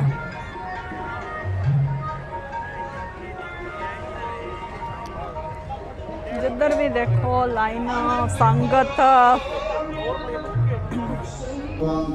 श्री वाहिगुरु जी की फतेह। श्री भगवती जी सहाय। वार श्री भगवती जी की पातशाही दसवीं। प्रथम भगवती सिमरता गुरु नानक लेते आए। फिर अंगद गोटे अमरदास रामदासे हुए सहाय। अर्जन हर को बेदनो सिमरो श्री हराय। श्री हरिकृष्ण प्याइया जे डिठा सब दुख जाए। तेग बहादुर सिमरन करना विधि आवे धाए। सब थाई हुए सहाय। दसवें पातशाह गुरु गोबिंद सिंह साहिब जी सब थाई हुए सहाय। दसां पातशाहियां दी जोत श्री गुरु ग्रंथ साहिब जी दे पाठ विलास का ध्यान करके बुला जी वाहेगुरु। प्यारियां क्यों साहिबजादियां 40 उक्तियां हटियां जपियां तपियां। जिन्हां नाम जपिया वंड के छकिया। देख चलाई ते गवाही दे के अडे कीता। तिन्हां प्यारियां सत्यारियां दी कमाई दा ध्यान करके खालसा जी बुला जी वाहेगुरु। जिन्हां ਸਿੰਘਾਂ ਸਿੰਘਣੀਆਂ धर्म हेत सी दिते। ਬੰਦ ਬੰਦ ਕਟਵਾਏ। ਖੋਪਰੀਆਂ ਲਵਾਈਆਂ ਚੜਖੜੀਆਂ ਤੇ ਚੜੇ ਤਾਨ ਆਰਿਆਂ ਨਾਲ ਚੜਵਾਏ। ਗੁਰਦੁਆਰਿਆਂ ਦੀ ਸੇਵਾ ਲਈ ਕੁਰਬਾਨੀਆਂ ਕੀਤੀਆਂ। ਧਰਮ ਨਹੀਂ ਮਾਰਿਆ ਸਿੱਖੀ ਕੇ ਸਾਸਵਾਸਾਂ ਸੰਗ ਨਿਭਾਏ। ਤਿਨਾਂ ਦੀ ਕਮਾਈ ਦਾ ਧਿਆਨ ਕਰਕੇ ਖਾਲਸਾ ਜੀ ਬੁਲਾ ਜੀ ਵਾਹਿਗੁਰੂ। ਪੰਜਾਂ ਤਖਤਾਂ ਸਰਬੱਤ ਗੁਰਦੁਆਰਿਆਂ ਦਾ ਧਿਆਨ ਕਰਕੇ ਬੁਲਾ ਜੀ ਵਾਹਿਗੁਰੂ। जी की अरदास है जी सर्बत खालसा जी को। वाहेगुरु वाहेगुरु वाहेगुरु। किते आवन का सदका सर्व सुख होवे। जहाँ जहाँ खालसा जी साहिब तहाँ तहाँ रचिया जाए। देख तेग फतेह व्रत की पैंज पंथ की जी श्री साहिब जी सहाय। खालसा जी के बोल बाले बुला जी सिक्खी दान केस दान रहत दान विवेक दान वसाह दान भरोसा दान दाना सिर दान नाम दान। श्री अमृतसर जी दे इशनान। चौकियां झंडे पुंगे जुगो जुगे अटल। धर्म का जयकार बुला जी वाहेगुरु। सिखां दा मानी वा मातु जी मत पादे राखिया प्रकाल पुरख वाहेगुरु। अपने पंथ दे सदा सहाई करतार पिता जीओ। श्री ननकाना साहिब ते होर गुरुद्वारियां गुरधामां तो जिन्हां तो खालसा पंथ नूं विछोड़िया गया जी। खुले दर्शन दीदार ते सेवा संभाल दा दान खालसा जी नूं बख्श। हे नमारियां दे मान नेतारियां दे तान नियोटियां दी ओट सतगुरु जीओ। आप जी के चरण कमला अंदर अरदास बेनती है जी। पातशाह जी और धन धन साहिब श्री गुरु ग्रंथ साहिब जी महाराज आप जी का पावन पवित्र गुरगद्दी दिहाड़ा मनाउंदियां होया। गुरु मानियो ग्रंथ दिहाड़ा मनाउंदियां होया ਸਮੂਹ ਸਾਧ ਸੰਗਤ ਵੱਲੋਂ ਆਪ ਜੀ ਦੀ ਬਾਣੀ ਦਾ ਓਟ ਆਸਰਾ ਲੈਂਦਿਆਂ ਹੋਇਆ ਪਰਸੋਂ ਰੋਜ਼ ਤੋਂ ਲੈ ਕੇ ਸ੍ਰੀ ਅਖੰਡ ਪਾਠ ਸਾਹਿਬ ਆਰੰਭ ਕਰਵਾਏ ਗਏ ਸਨ। ਪਾਤਸ਼ਾਹ ਜੀ ਉਹ ਪਰਸੋਂ ਰੋਜ਼ ਤੋਂ ਲੈ ਕੇ ਪਾਠੀ ਸਿੰਘਾਂ ਕੋਲੋਂ ਬਾਣੀ ਪੜ੍ਹਦਿਆਂ ਸੇਵਾਦਾਰਾਂ ਕੋਲੋਂ ਸੇਵਾ ਕਰਦਿਆਂ ਹੋਈਆਂ ਭੁੱਲਾਂ ਗਲਤੀਆਂ ਦੀ ਖਿਮਾ ਕਰਨੀ। ਪਾਤਸ਼ਾਹ ਜੀ ਉਹ ਆਪ ਜੀ ਦੀ ਕਿਰਪਾ ਰਹਿਮਤ ਦਾ ਸਦਕਾ ਭੋਗ ਪਾਏ ਗਏ ਹਨ। ਆਨੰਦ ਸਾਹਿਬ ਦੀ ਬਾਣੀ ਦੇ ਪਾਠ ਹੋਏ, ਹੋਈਆਂ ਭੁੱਲਾਂ ਗਲਤੀਆਂ ਦੀ ਖਿਮਾ ਕਰਨੀ। ਸਮੂਹ ਸਾਧ ਸੰਗਤ ਦੇ ਸਿਰ ਤੇ ਮਿਹਰ ਭਰਿਆ ਹੱਥ ਰੱਖਣਾ, ਆਨੰਦ ਖੇੜੇ ਖੁਸ਼ੀਆਂ ਬਖਸ਼ਿਸ਼ ਕਰਨੀਆਂ ਜੀ। ਪਾਤਸ਼ਾਹ ਜੀ ਉਹ ਪਿਛਲੇ 2 ਮਹੀਨੇ ਤੋਂ ਲੈ ਕੇ ਸ੍ਰੀ ਅਖੰਡ ਪਾਠ ਸਾਹਿਬਾਂ ਦੀ ਲੜੀ ਆਰੰਭ ਕੀਤੀ ਗਈ ਸੀ। ਲੜੀ ਦੀ ਸਮਾਪਤੀ ਹੋਈ ਹੈ ਜੀ। ਪਾਤਸ਼ਾਹ ਜੀ ਉਹ ਲੰਬੇ ਸਮੇਂ ਤੋਂ ਆਪ ਜੀ ਦੇ ਚਰਨ ਪਰਸਦਿਆਂ ਬਾਣੀ ਪੜ੍ਹਦਿਆਂ ਸੇਵਾ ਕਰਦਿਆਂ ਹੋਈਆਂ ਭੁੱਲਾਂ ਗਲਤੀਆਂ ਦੀ ਖਿਮਾ ਕਰਨੀ। ਪਾਤਸ਼ਾਹ ਜੀ ਉਹ ਸਮੂਹ ਸੰਗਤ ਦੀ ਸੇਵਾ ਘਾਲ ਖਾਏ ਪਾਉਣੀ ਚੜ੍ਹਦੀਆਂ ਕਲਾ ਬਖਸ਼ਿਸ਼ ਕਰਨੀਆਂ। ਸਰਬੱਤ ਦੀਆਂ ਹਾਜ਼ਰੀਆਂ ਦਰ ਤੇ ਪ੍ਰਵਾਨ ਕਰਨੀਆਂ। ਕਦਮ ਕਦਮ ਲੇਖੇ ਲਾਉਣੇ, ਘਰ ਪਰਿਵਾਰਾਂ ਦੇ ਸਿਰ ਤੇ ਮਿਹਰ ਭਰਿਆ ਹੱਥ ਰੱਖਣਾ।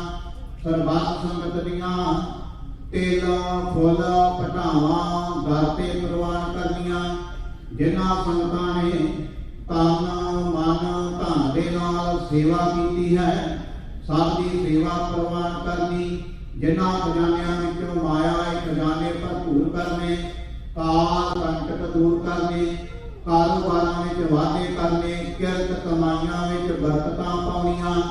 ਸਰਬੱਤ ਨੂੰ ਦੇ ਅਰੋਗਤਾ ਤੰਦਰੁਸਤੀ ਬਖਸ਼ ਕੇ ਨਿਹਾਲ ਕਰਨਾ, ਸ਼ੁਭ ਭਾਵਨਾਵਾਂ ਪੂਰਨ ਕਰਨੀਆਂ ਜੀ। ਪਾਤਸ਼ਾਹ ਜੀ ਉਹ ਆਪ ਜੀ ਦੇ ਦਰ ਘਰ ਦੇ ਸੇਵਕ ਬੀਬੀ ਮਨਜੀਤ ਕੌਰ ਜੀ ਰਵਿੰਦਰ ਸਿੰਘ ਵੱਲੋਂ ਪਾਤਸ਼ਾਹ ਜੀ ਉਹ ਬੱਚੇ ਦੀ ਦਾਤ ਵਾਸਤੇ ਅਰਦਾਸ ਬੇਨਤੀ ਹੈ। ਸੇਵਕਾਂ ਨੂੰ ਬੱਚੇ ਦੀ ਦਾਤ ਬਖਸ਼ ਕੇ ਨਿਹਾਲ ਕਰਨਾ। ਅਕਾਲ ਵੀਰ ਸਿੰਘ ਵੱਲੋਂ ਤੰਦਰੁਸਤੀ ਵਾਸਤੇ ਅਰਦਾਸਾਂ ਬੇਨਤੀਆਂ ਹਨ ਜੀ। ਮਾਸਟਰ ਪ੍ਰਦੀਪ ਪ੍ਰੀਤਮ ਸਿੰਘ ਵੱਲੋਂ ਪਰਿਵਾਰ ਦੀ ਚੜ੍ਹਦੀ ਕਲਾ ਵਾਸਤੇ ਅਰਦਾਸ ਬੇਨਤੀ ਹੈ ਜੀ। ਪਾਤਸ਼ਾਹ ਜੀ ਉਹ ਬੱਚੇ ਗੁਰਸ਼ਾਨ ਸਿੰਘ ਗਲਾਈ ਦੀ ਬੇਰੋਗਤਾ ਤੰਦਰੁਸਤੀ ਵਾਸਤੇ ਅਰਦਾਸ ਬੇਨਤੀ ਹੈ। ਬੱਚੇ ਨੂੰ ਬੇਰੋਗਤਾ ਤੰਦਰੁਸਤੀ ਬਖਸ਼ਿਸ਼ ਕਰਨੀ। ਭੁਪਿੰਦਰ ਜੀਤ ਕੌਰ, ਬੇਟੀ ਜਸਪ੍ਰੀਤ ਕੌਰ, ਬੇਟਾ ਪਰਮਿੰਦਰ ਜੀਤ ਸਿੰਘ। ਪਾਤਸ਼ਾਹ ਜੀ ਉਹ ਸਮੂਹ ਪਰਿਵਾਰ ਦੇ ਸਿਰ ਤੇ ਮਿਹਰ ਭਰਿਆ ਹੱਥ ਰੱਖਣਾ। ਬੇਰੋਗਤਾ ਤੰਦਰੁਸਤੀ ਬਖਸ਼ਿਸ਼ ਕਰਨੀ, ਚੜ੍ਹਦੀਆਂ ਕਲਾ ਬਖਸ਼ਿਸ਼ ਕਰਨੀਆਂ। ਕਰੋ ਕਿਰਪਾ ਆਪ ਜੀ ਦੇ ਹਜ਼ੂਰ ਕੜਾਹ ਪ੍ਰਸ਼ਾਦ ਦੀ ਦੇਗ ਹਾਜ਼ਰ ਹੈ, ਦਰ ਤੇ ਪ੍ਰਵਾਨ ਹੋਵੇ।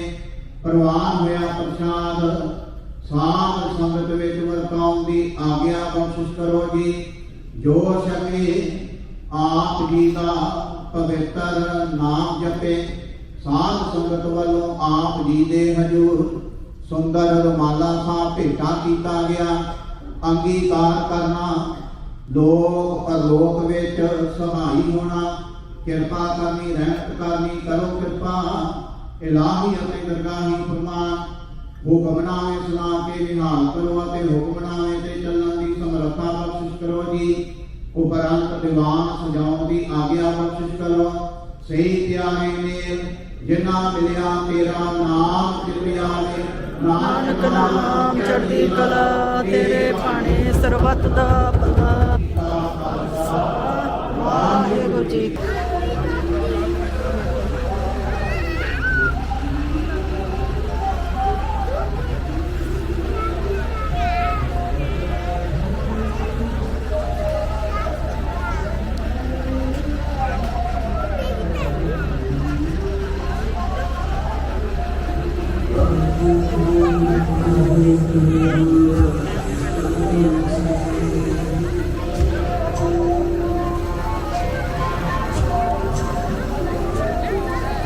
सतनाम सतनाम सतनाम जी।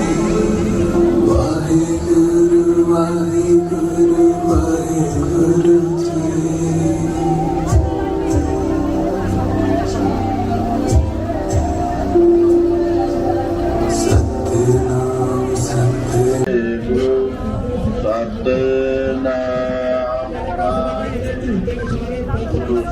ਸਤਨਾਮ ਵਾਹਿਗੁਰੂ ਸਤਨਾਮ ਵਾਹਿਗੁਰੂ ਸਤਨਾਮ ਵਾਹਿਗੁਰੂ ਸਤਨਾਮ ਵਾਹਿਗੁਰੂ ਵਾਹਿਗੁਰੂ ਸਤਨਾਮ ਵਾਹਿਗੁਰੂ ਸਤਨਾਮ ਸਤਨਾਮ ਵਾਹਿਗੁਰੂ ਸਤਨਾਮ ਵਾਹਿਗੁਰੂ ਸਤਨਾਮ ਵਾਹਿਗੁਰੂ ਸਤਨਾਮ ਵਾਹਿਗੁਰੂ ਸਤਨਾਮ ਵਾਹਿਗੁਰੂ ਸਤਨਾਮ ਵਾਹਿਗੁਰੂ ਸਤਨਾਮ ਵਾਹਿਗੁਰੂ ਸਤਨਾਮ ਵਾਹਿਗੁਰੂ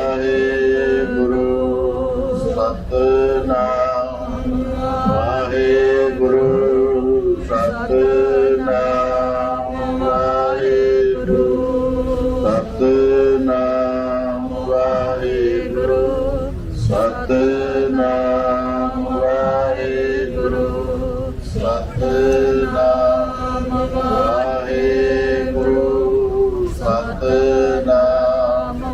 ਵਾਹਿਗੁਰੂ ਸਤਨਾਮ ਵਾਹਿਗੁਰੂ ਸਤਨਾਮ ਵਾਹਿਗੁਰੂ ਸਤਨਾਮ ਵਾਹਿਗੁਰੂ ਸਤਨਾਮ ਵਾਹਿਗੁਰੂ ਵਾਹਿਗੁਰੂ ਜੀ ਕਾ ਖਾਲਸਾ ਵਾਹਿਗੁਰੂ ਜੀ ਕੀ ਫਤਿਹ।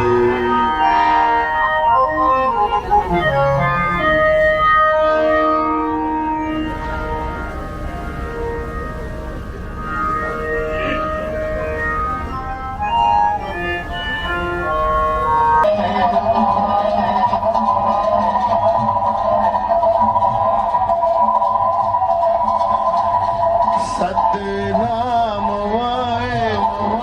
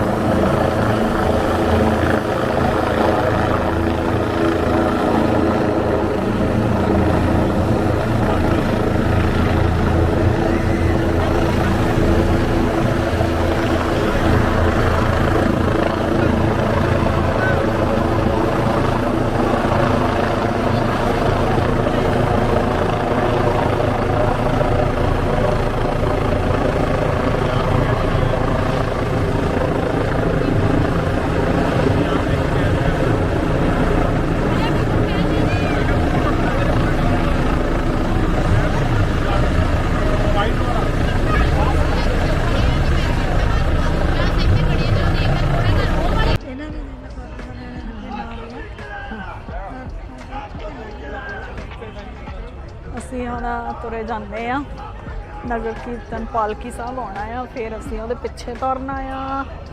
ਸੰਗਤ ਬਹੁਤ ਜ਼ਿਆਦਾ ਆ, ਇੰਨੀ ਰੌਣਕ ਆ ਨਾ। ਤੇ ਆਈ ਥਿੰਕ ਫਲੋਟ ਸਾਰੇ ਬਾਕੀ ਦੇ ਮੋਹਰੇ ਖੜੇ ਆ, ਵੇਟ ਕਰਦੇ ਆ ਉਹ ਪਾਲਕੀ ਸਾਹਿਬ ਲੰਘ ਕੇ फिर सारे पिछे पिछे जाऊगे ਉਹਦੇ।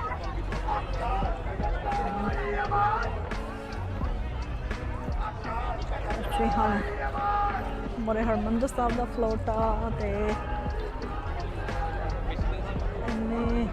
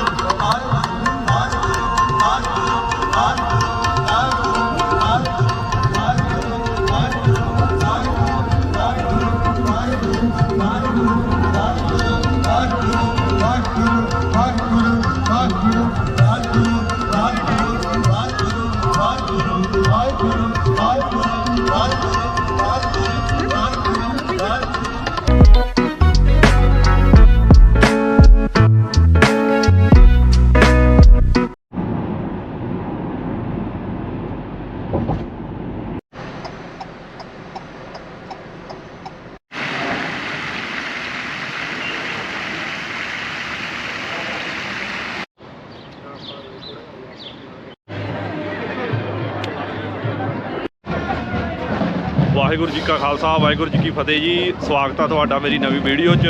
ਅੱਜ ਨਗਰ ਕੀਰਤਨ ਨਿਕਲ ਰਿਹਾ ਆ ਕਾਰਟਰੇਟ 'ਚ ਨਿਊ ਜਰਸੀ 'ਚ ਤੇ ਦਰਸ਼ਨ ਕਰੋ। ਮੈਂ ਆਇਆ ਹੋਇਆ ਆ, ਮੈਂ ਸੋਚਿਆ ਵੀ ਤੁਹਾਡੇ ਨਾਲ ਸ਼ੇਅਰ ਕਰਾਂ ਵੀਡੀਓ ਬਣਾ ਕੇ ਤੇ ਉਮੀਦ ਆ ਤੁਸੀਂ ਪਸੰਦ ਕਰੋਗੇ। ਸੰਗਤਾਂ ਦੇ ਦਰਸ਼ਨ ਕਰੋ, ਗੁਰੂ ਘਰ ਦੀਆਂ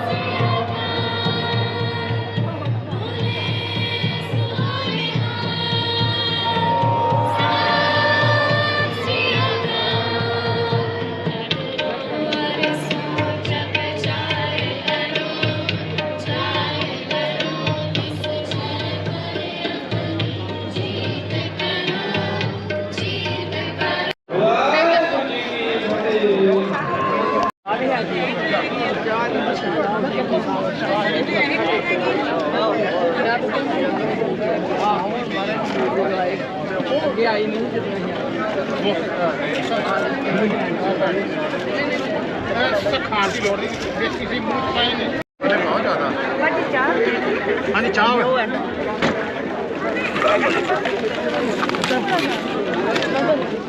ਥੋੜੀ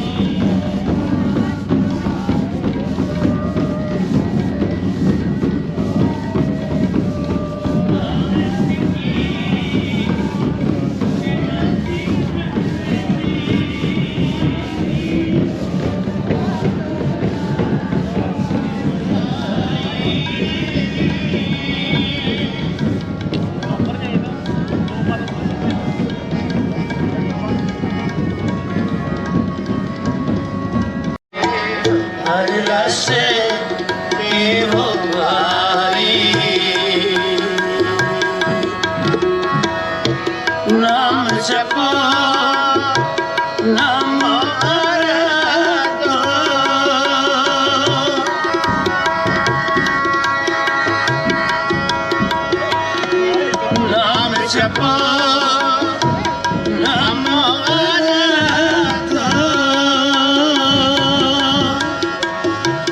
गुरपुरे की सरनाई हर रस हर रस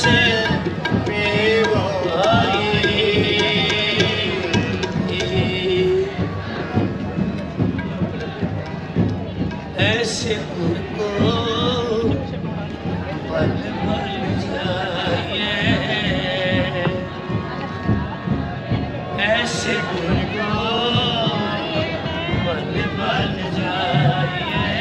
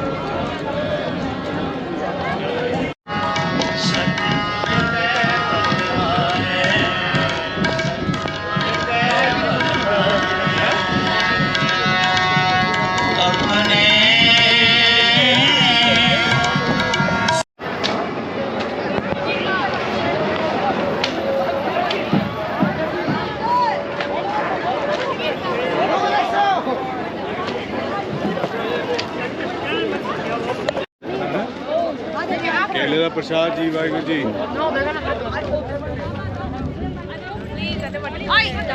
Who's on the other side? ਸੰਗਤ ਦੇ ਵਿੱਚ ਵੜ ਜਾਓ ਫੜ ਫੜ ਕੇ जब मानो के ਜਿਹੜੇ ਸਿੰਘਾਂ ਜਿਹੜਾ ਸਿੰਘਾਂ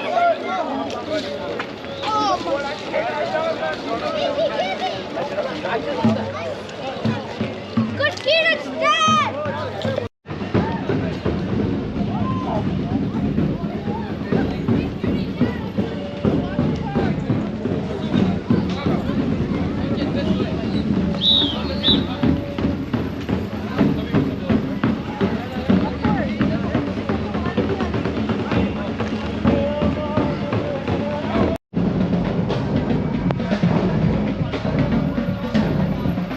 ਲੈ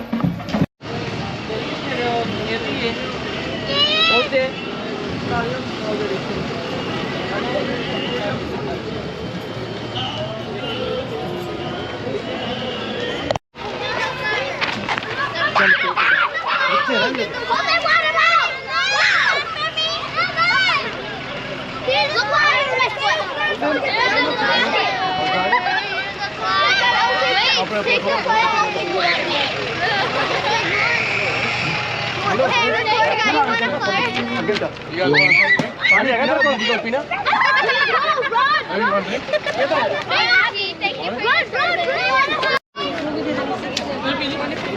And we get more fun. You got the last one. That's what happens when you get the camera. It's over there.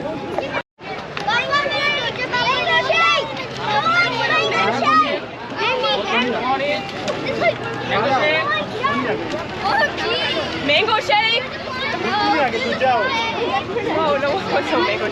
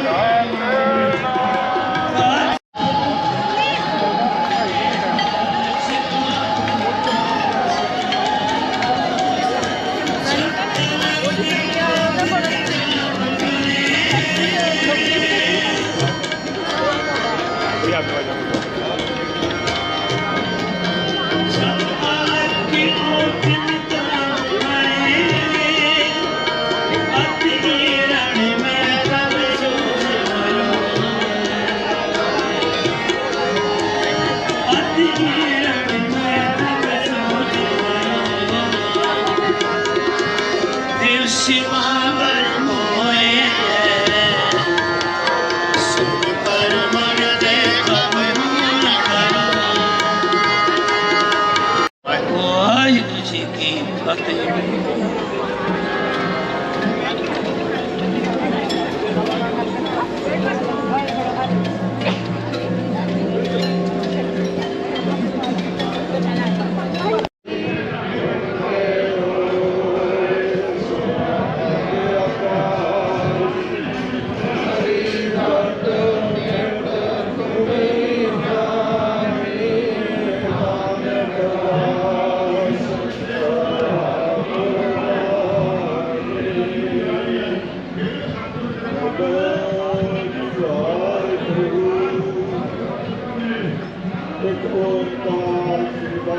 की फतेह।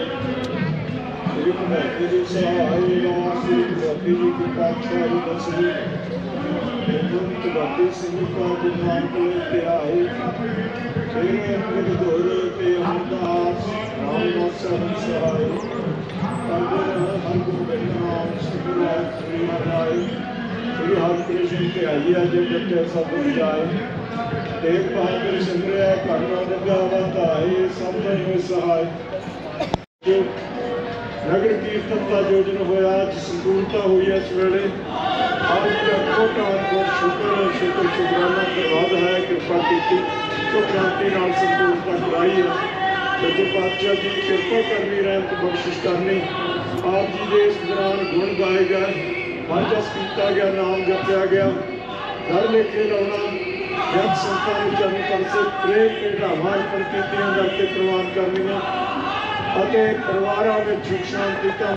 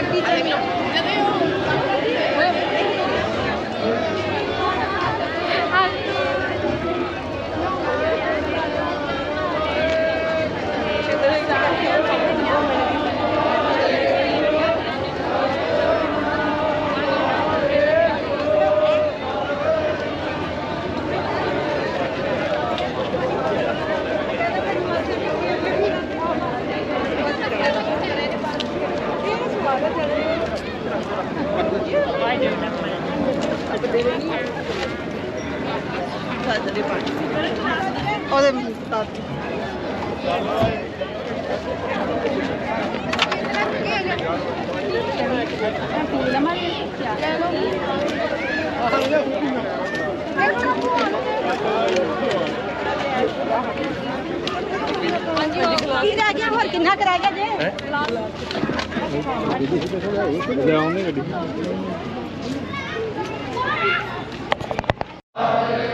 ਜੋ ਸ਼ਰਦਾ ਕਰ ਸੇਵੰਦੇ ਜੋ ਸ਼ਰਦਾ ਕਰ ਸੇਵੰਦੇ ਬੋਲੇ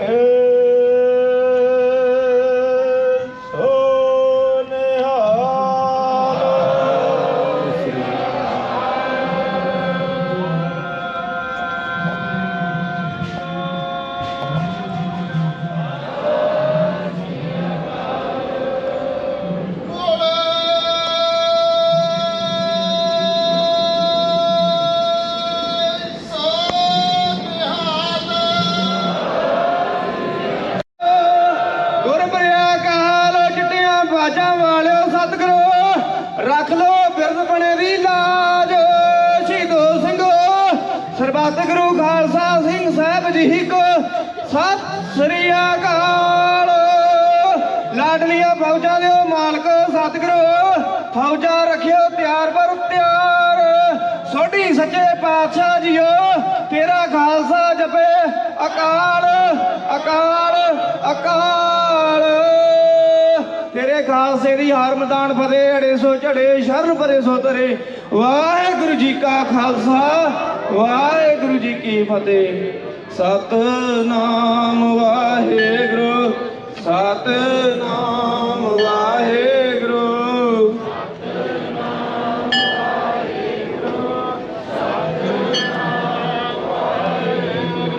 ਸਤਨਾਮ ਵਾਹਿਗੁਰੂ ਸਤਨਾਮ ਵਾਹਿਗੁਰੂ ਸਤਨਾਮ ਵਾਹਿਗੁਰੂ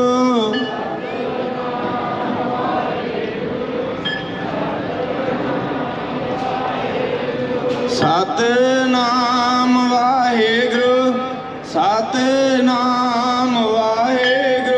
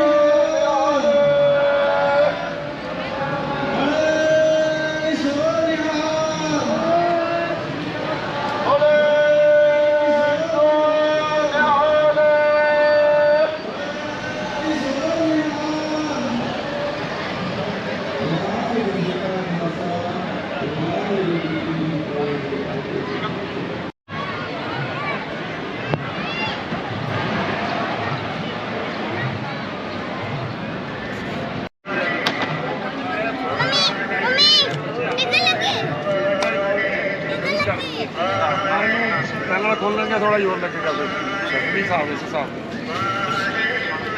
ਹਾਂਜੀ ਕਿਤੇ ਵੀ ਆਓ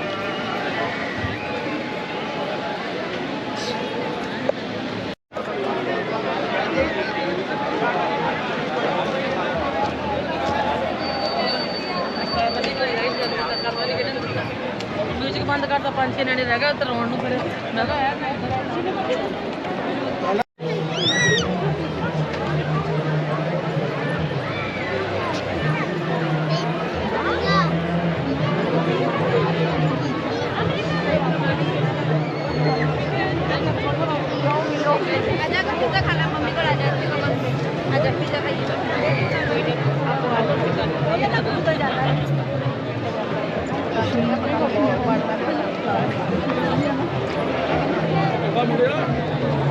ਸਤਿ ਸ਼੍ਰੀ ਅਕਾਲ ਜੀ ਹੋਰ ਠੀਕ ਵਧੀਆ ਹਾਂਜੀ ਹਾਂਜੀ ਕੋਈ ਸੁਣਾ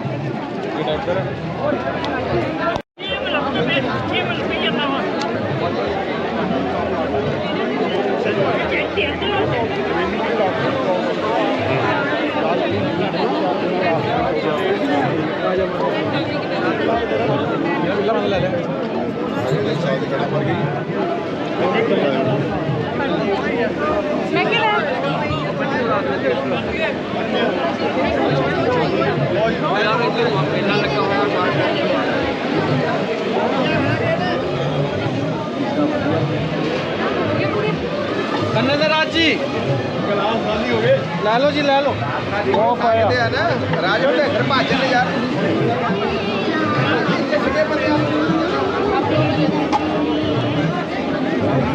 ਖੜੇ ਕਰ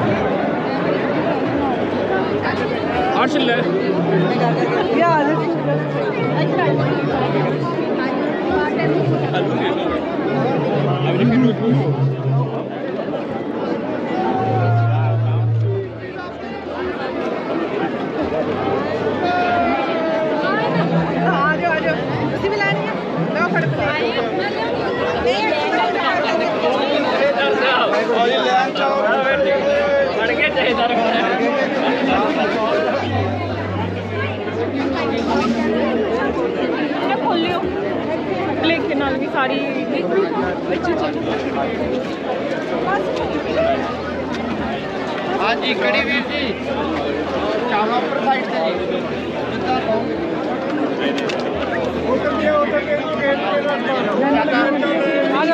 ਜਿੱਦਾਂ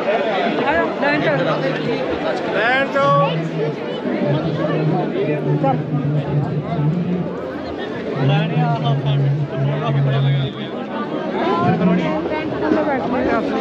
जूस पी लो जूस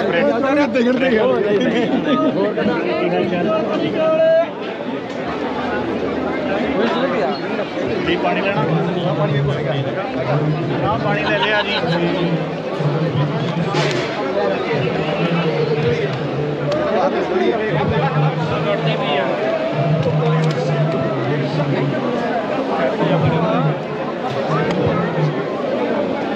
ਇਹਦੀ ਬਣਾਇਆ ਭਾਈ ਇਧਰ ਦਾ ਸਿੱਧਾ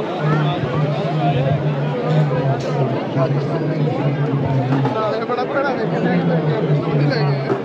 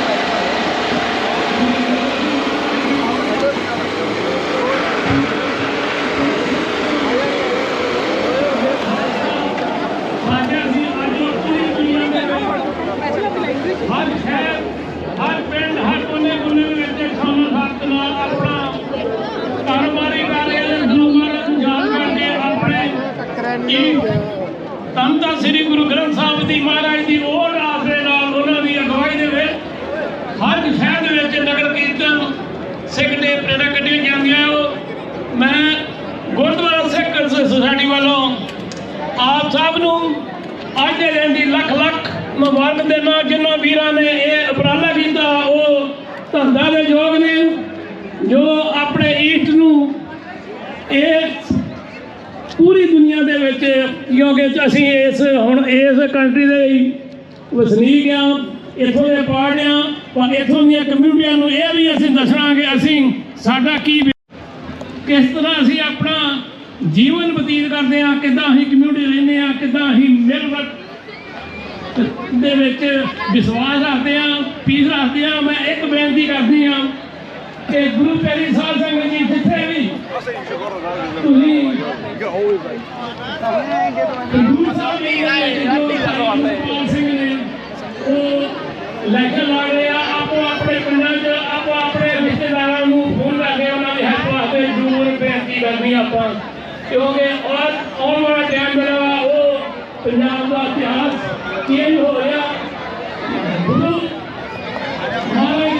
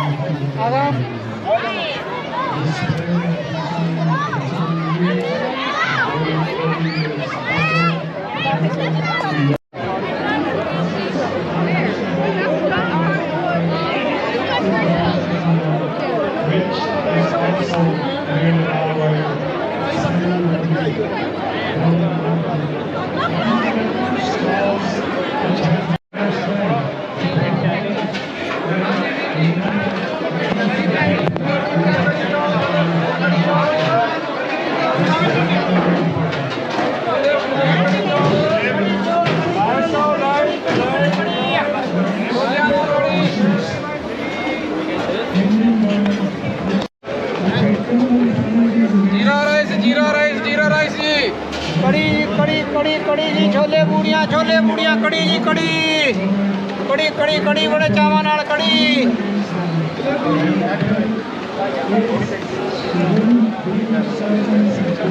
छोले पूड़ियां छोले पूड़ियां छोले पूड़ियां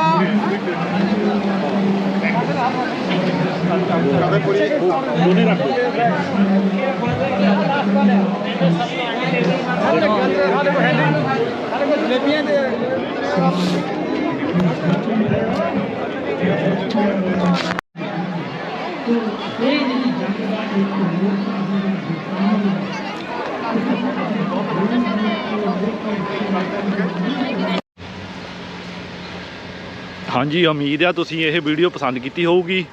ਮੈਂ ਹੁਣ ਆ ਗਿਆ ਆ ਉੱਥੋਂ ਤੇ ਹੁਣ ਘਰ ਨੂੰ ਜਾ ਰਿਹਾ ਗੱਡੀ ਚੱਕ ਕੇ। ਬਾਰਿਸ਼ ਵੀ ਹੋਣ ਲੱਗ ਪਈ ਹੈ ਇਸ ਟਾਈਮ, ਤੇ ਬਾਕੀ ਤੁਹਾਡੇ ਨਾਲ ਨਵੀਆਂ ਵੀਡੀਓ ਲੈ ਕੇ ਆਉਂਦਾ ਰਹੂੰਗਾ। ਮੇਰੀ ਕੋਸ਼ਿਸ਼ ਤੁਹਾਨੂੰ ਕਿੱਦਾਂ ਲੱਗੀ ਆਪਣਾ ਪ੍ਰਤੀਕਿਰਿਆ ਦਿਓ, ਕਮੈਂਟ ਕਰਿਓ, ਲਾਈਕ ਕਰਿਓ, ਸ਼ੇਅਰ ਕਰਿਓ। ਹੁਣ ਮੈਂ ਤੁਰਿਆ ਜਾਂਦਾ, ਗੱਡੀ ਪਾਰਕ ਜਿੱਥੇ ਲਾਈ ਸੀਗੀ ਦੂਰ ਆ ਹੁਣ।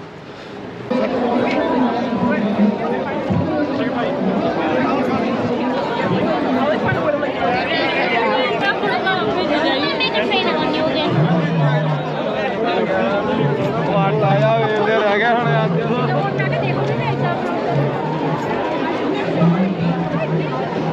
चाचा ने देख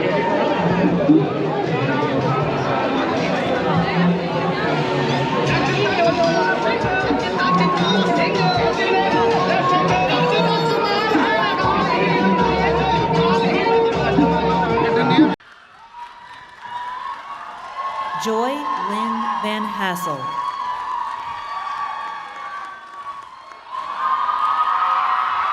Bixia Chan.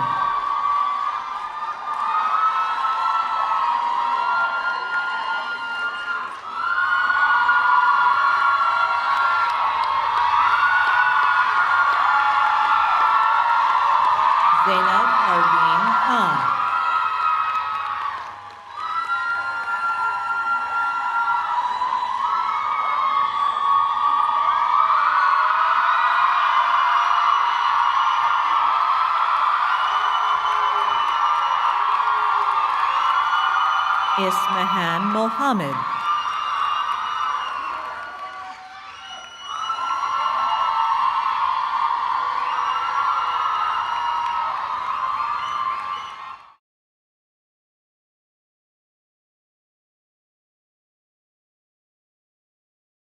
I am deeply disappointed by the intolerance for freedom of speech and the right to civil disobedience on campus. This semester, our freedom of speech and our expressions of solidarity became punishable. Harvard, do you hear us?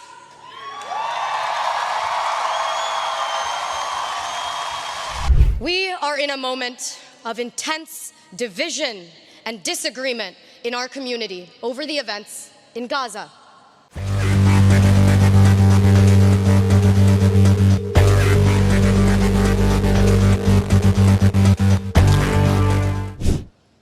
A year on campus marked by enormous uncertainty. In the fall, my name and identity, alongside other Black and brown students at Harvard, was publicly targeted.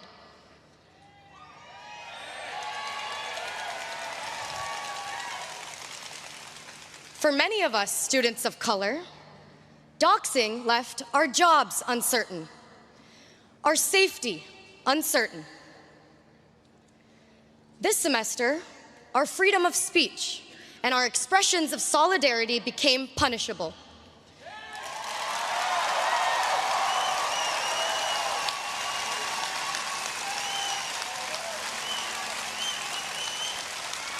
Leaving our graduations uncertain.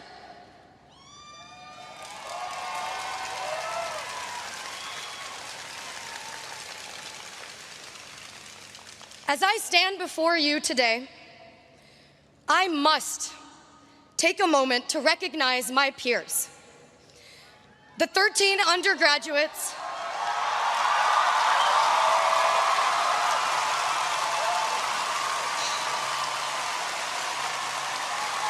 the 13 undergraduates in the class of 2024 who will not graduate today.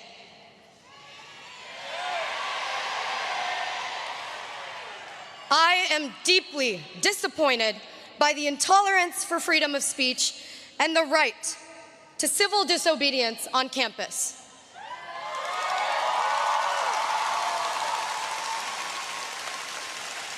Over 1,500 students had petitioned. Nearly 500 staff and faculty had spoken up, all overwhelmingly against the unprecedented sanctions. As an American and as a Harvard graduate, for me, what is happening on campus is about liberty.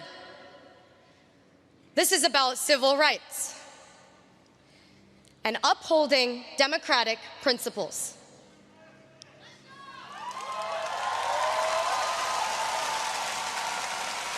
The students had spoken. The faculty had spoken.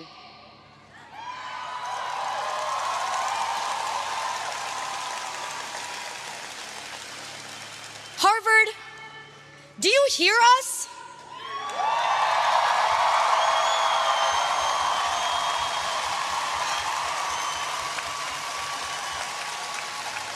Harvard, do you hear us?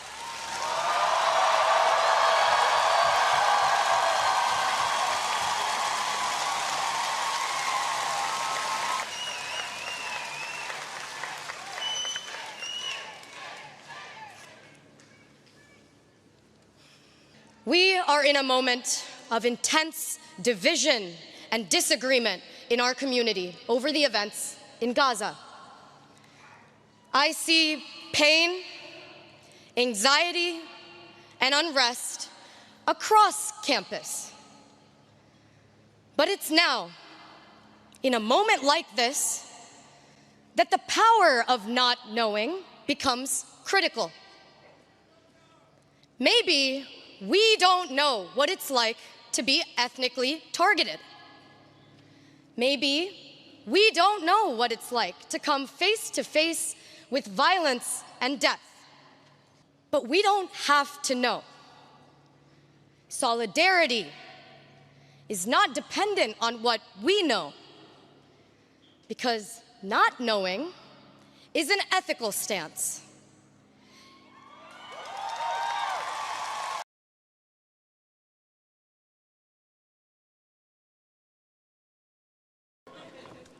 Thank you, President Garber.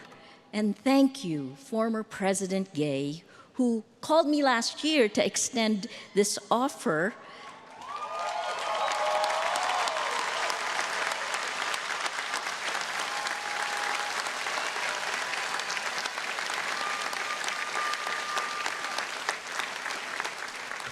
It's an incredible honor to address the distinguished Harvard faculty, the mysterious Harvard Corporation,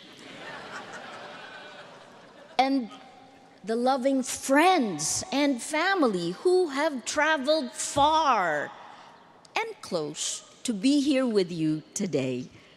But wait, most of all, despite everything, because you worked really hard, I am so thrilled to congratulate the battle-tested graduates of the class of 2024.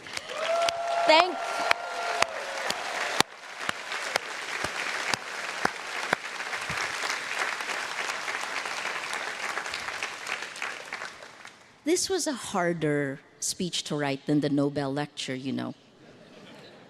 Because since 2021, the world has gotten so much worse. We live in a dystopian science fiction world where everything can change in the blink of an eye, when you have been forced to turn crisis into opportunity. No one knows this better than the class of 2024. A pandemic meant no high school graduation. Your first year here in lockdown, wearing masks, afraid of contact. You laid out all of the problems, the existential problems we face today.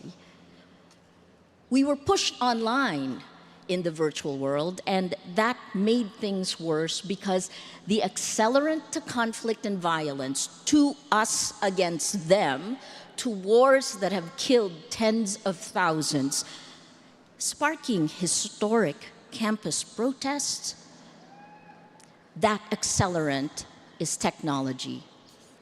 It turned what once used to be our civilized, Harvard, thinking slow, public discussions into what's become a gladiator's battle to the death.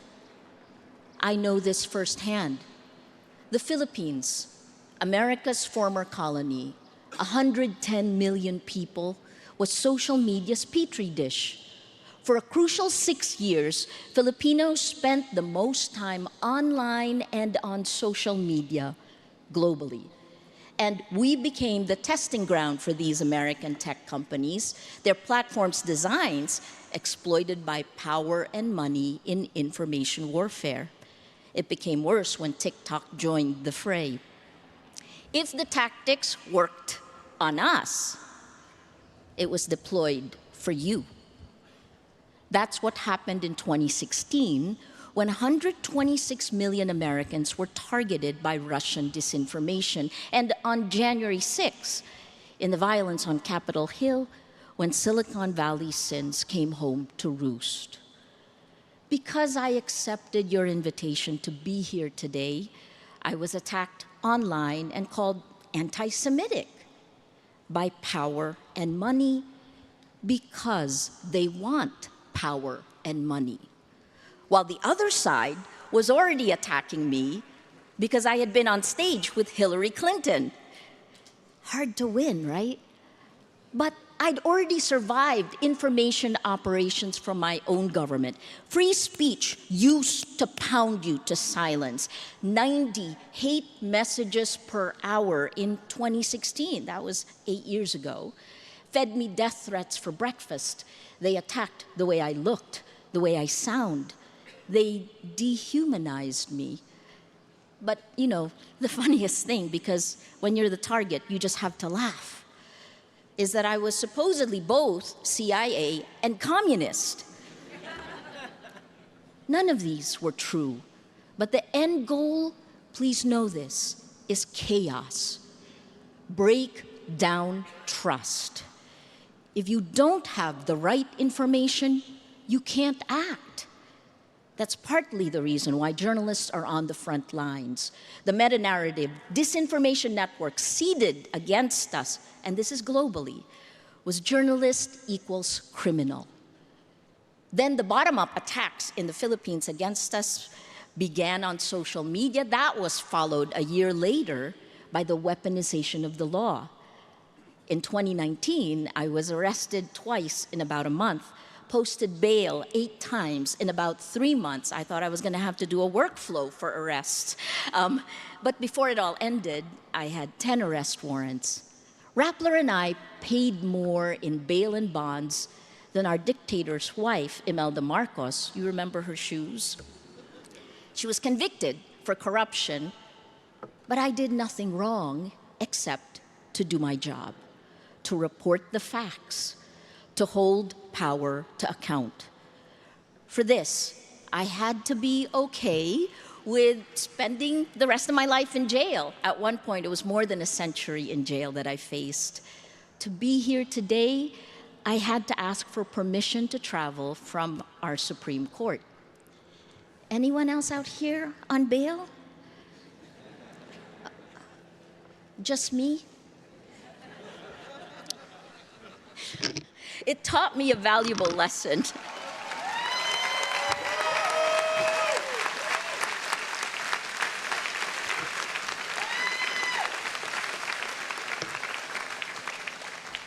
I loved the speeches of the students today.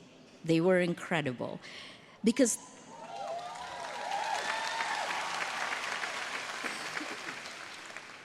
these times will hopefully teach you the same lesson I learned. You don't know who you are until you're tested, until you fight for what you believe in, because that defines who you are. But you're Harvard. You better get your facts right. Because now you are being tested.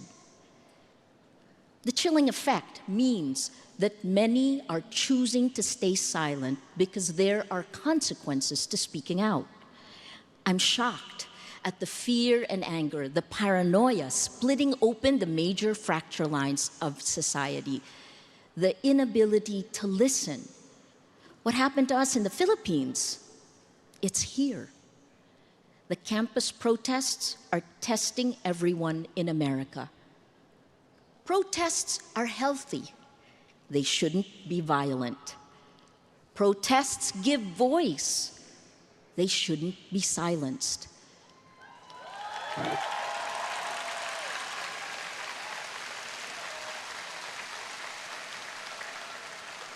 But you live in complicated, complex times where I think administrators and students also faced an unacknowledged danger. Technology, making everything faster, meaner, more polarized, with insidious information operations online that are dividing generations. Rappler will be documenting this and publishing in the next couple of weeks. Maybe Rappler's experience can help you. After all, we were in hell and now we're in purgatory, right? It can get better. And here are 3 ways we've learned, right? 1, choose your best self. 2, turn crisis into opportunity. And 3, it's wonderful to have heard this several times from the stage today.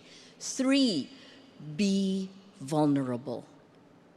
1, choose your best self. Set and stay focused on your goals, but know the values you live by. How important is power? How much money will make you happy? Because the only thing you can control in the world is you. Too often, we let ourselves off the hook, refusing to look at our own difficult or ugly truths. We rationalize bad behavior. Remember that character is created in the sum of all the little choices we make.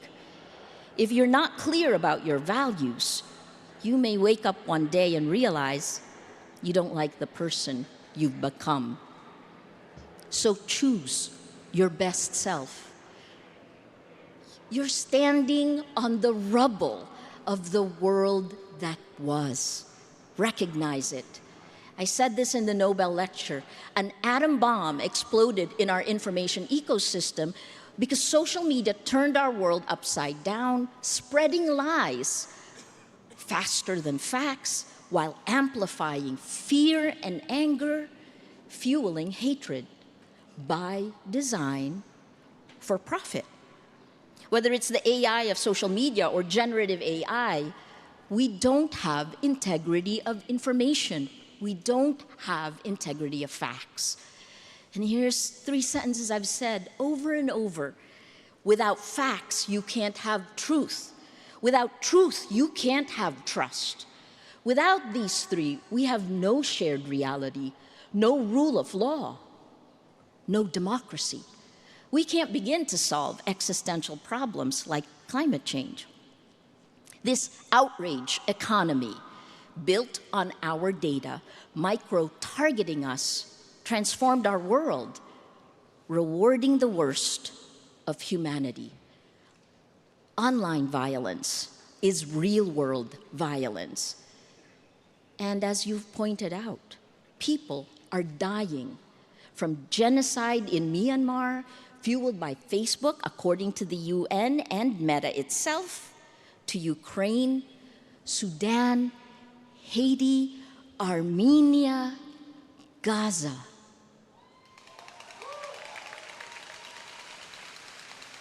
The challenge today is whether our international rules-based order still works. Does it? The challenge is justice, core to our humanity. Too many powerful people are getting away with impunity, from countries to companies. And it is dividing us in ways that are literally destroying us, destroying democracy, destroying trust. In Cambridge Commons, just on the other side of that gate, there's a marker to American patriot William Dawes, who, like his more famous friend Paul Revere, rode through here sounding the alarm. The British are coming. Well, today's equivalent, an alarm that's made me feel like Cassandra and Sisyphus combined, because I feel like I've been shouting since 2016 when I watched our institutions crumble quickly in the Philippines. And I will say it now. The fascists are coming.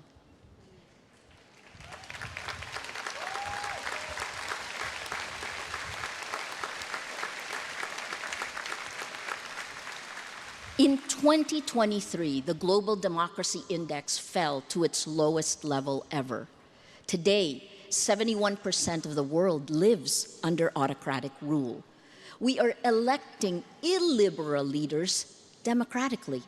And once in power, these autocrats not only crush institutions in their countries, but they form alliances and create kleptocracy Inc.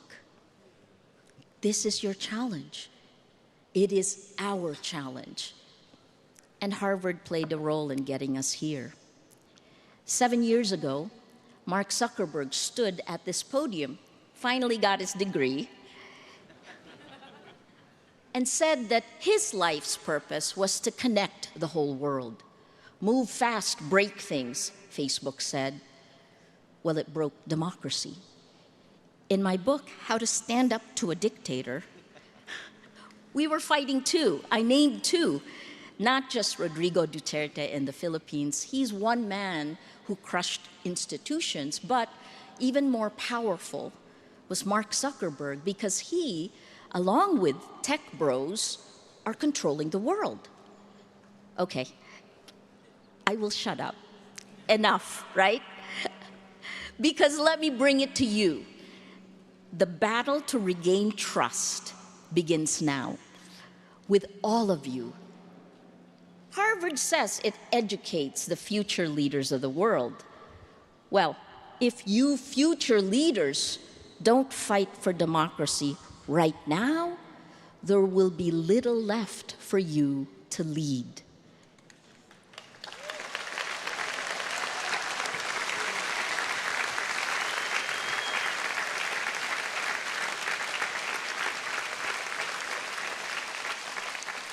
How do you do this? And this leads to two. Turn crisis into opportunity. I think you've lived through this. Accept that crisis is here to stay. In Rappler, my co-founders, and one of them is here, Glenda Gloria, who's a Neiman Fellow from 2018, we learned to embrace the worst scenarios we could imagine, and this happened during our darkest times. Then we workflowed what our company would do. We drilled our team, and we prepared for the worst.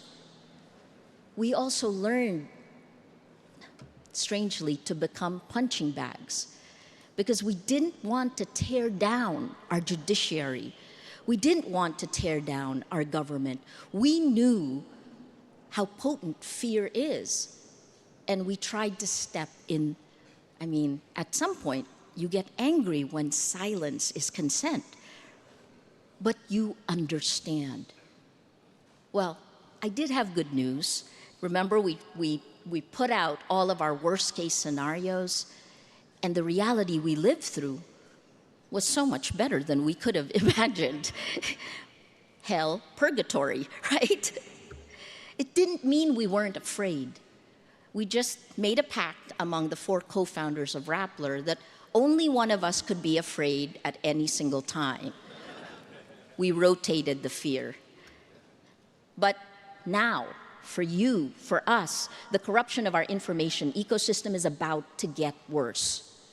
Because of deep fakes, you can't trust your eyes and ears. Because of chatbots, you can't trust that the person you're communicating with is even human.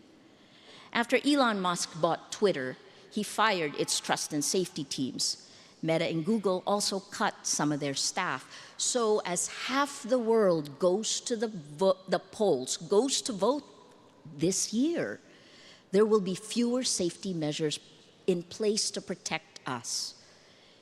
Now, big tech is choking traffic to news sites, which means you will get less news in your feeds. How do you know what's real?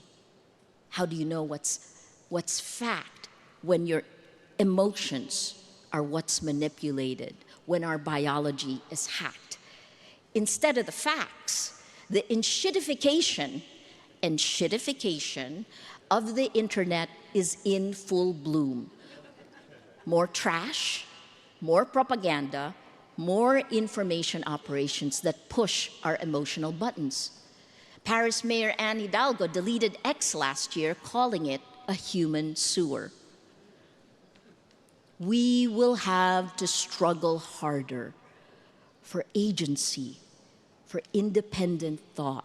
And it's not just the tech companies that abdicated responsibility for protecting us, it's also democratic governments like the United States. Tech is the least regulated industry around the world. That's why the US needs to reform or revoke Section 230 of the 1996 Communications Decency Act.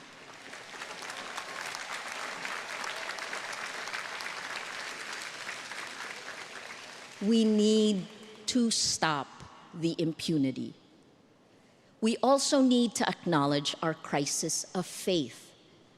I've always believed in the goodness of human nature, but that has never been tested as much as it is today, when the incentive structure of the technology that connects us rewards the bad, eliminates the best of who we can be. So we need to restore our faith in humanity, and that starts with compassion. There's a word that goes beyond empathy in South Africa. I love this word, Ubuntu. I am because we are. It's a deeper faith in another person. It's deeper than stepping in someone else's shoes. But in order to get there, to get to Ubuntu, we have to lower our shields, which leads us to 3. Be vulnerable. You've accomplished a lot to be here today. You might think being vulnerable is weak, and it is hard to trust. But in every relationship, in every negotiation, in order to move forward and accomplish anything meaningful, someone lowers their shield first, brings down their ego, the defense mechanism, then others follow. Let that person be you. Because when you're vulnerable, you create the strongest bonds. You restore trust and the ability to find creative solutions to intractable problems. You become resilient and enable the most inspiring possibilities. So, choose your best self. Turn crisis into opportunity. Be vulnerable. This is it. This time matters. What you do matters. The war isn't just happening in Gaza, in Sudan, in Ukraine. It isn't just out there. It's in your pocket. Each of us is fighting our own battles for facts, for integrity, because the dictator-to-be can zoom in and target each of us. So let me end by reminding you, we're standing on the rubble of the world that was. And we, you, must have the courage, the foresight to imagine and create the world as it should be. More compassionate, more equal, more sustainable. Your Harvard education gives you the tools. Make it a world that is safe from fascists and tyrants. Alone, no matter how much of a superstar you are, you will accomplish very little. We will accomplish very little alone. This is about what we can do together, to find what binds us together. Our world on fire needs you. So, class of 2024, welcome to the battlefield. Join us.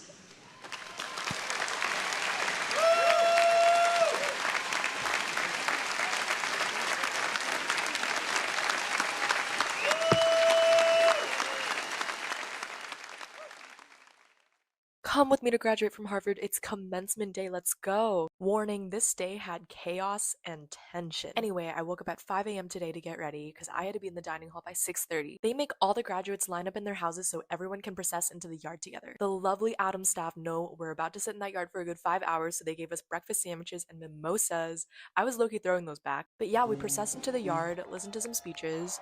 Not gonna lie, the yard looked absolutely gorgeous. Thankful to everyone who set this up for us. And here we are standing for the 15 undergraduate seniors that Harvard told the day before commencement they weren't allowed to graduate. After the morning exercises, that's when shit hit the fan. Yo, it started pouring rain. So hard that they actually canceled lunch and moved our diploma ceremony to the gymnasium. Like, it was supposed to be outside, y'all. I was a little disappointed, but then I got my diploma. Look at her. She's so beautiful. Then the family and I got dinner at the Harvard Club of Boston, which was so bougie. They had a dinner buffet, and yes, I did go hard. Passed out after that in a food coma and woke up the next morning at 4 a.m. for senior sunrise on the bridge. Yo, everyone was here. And goodbye, Harvard. It's been real.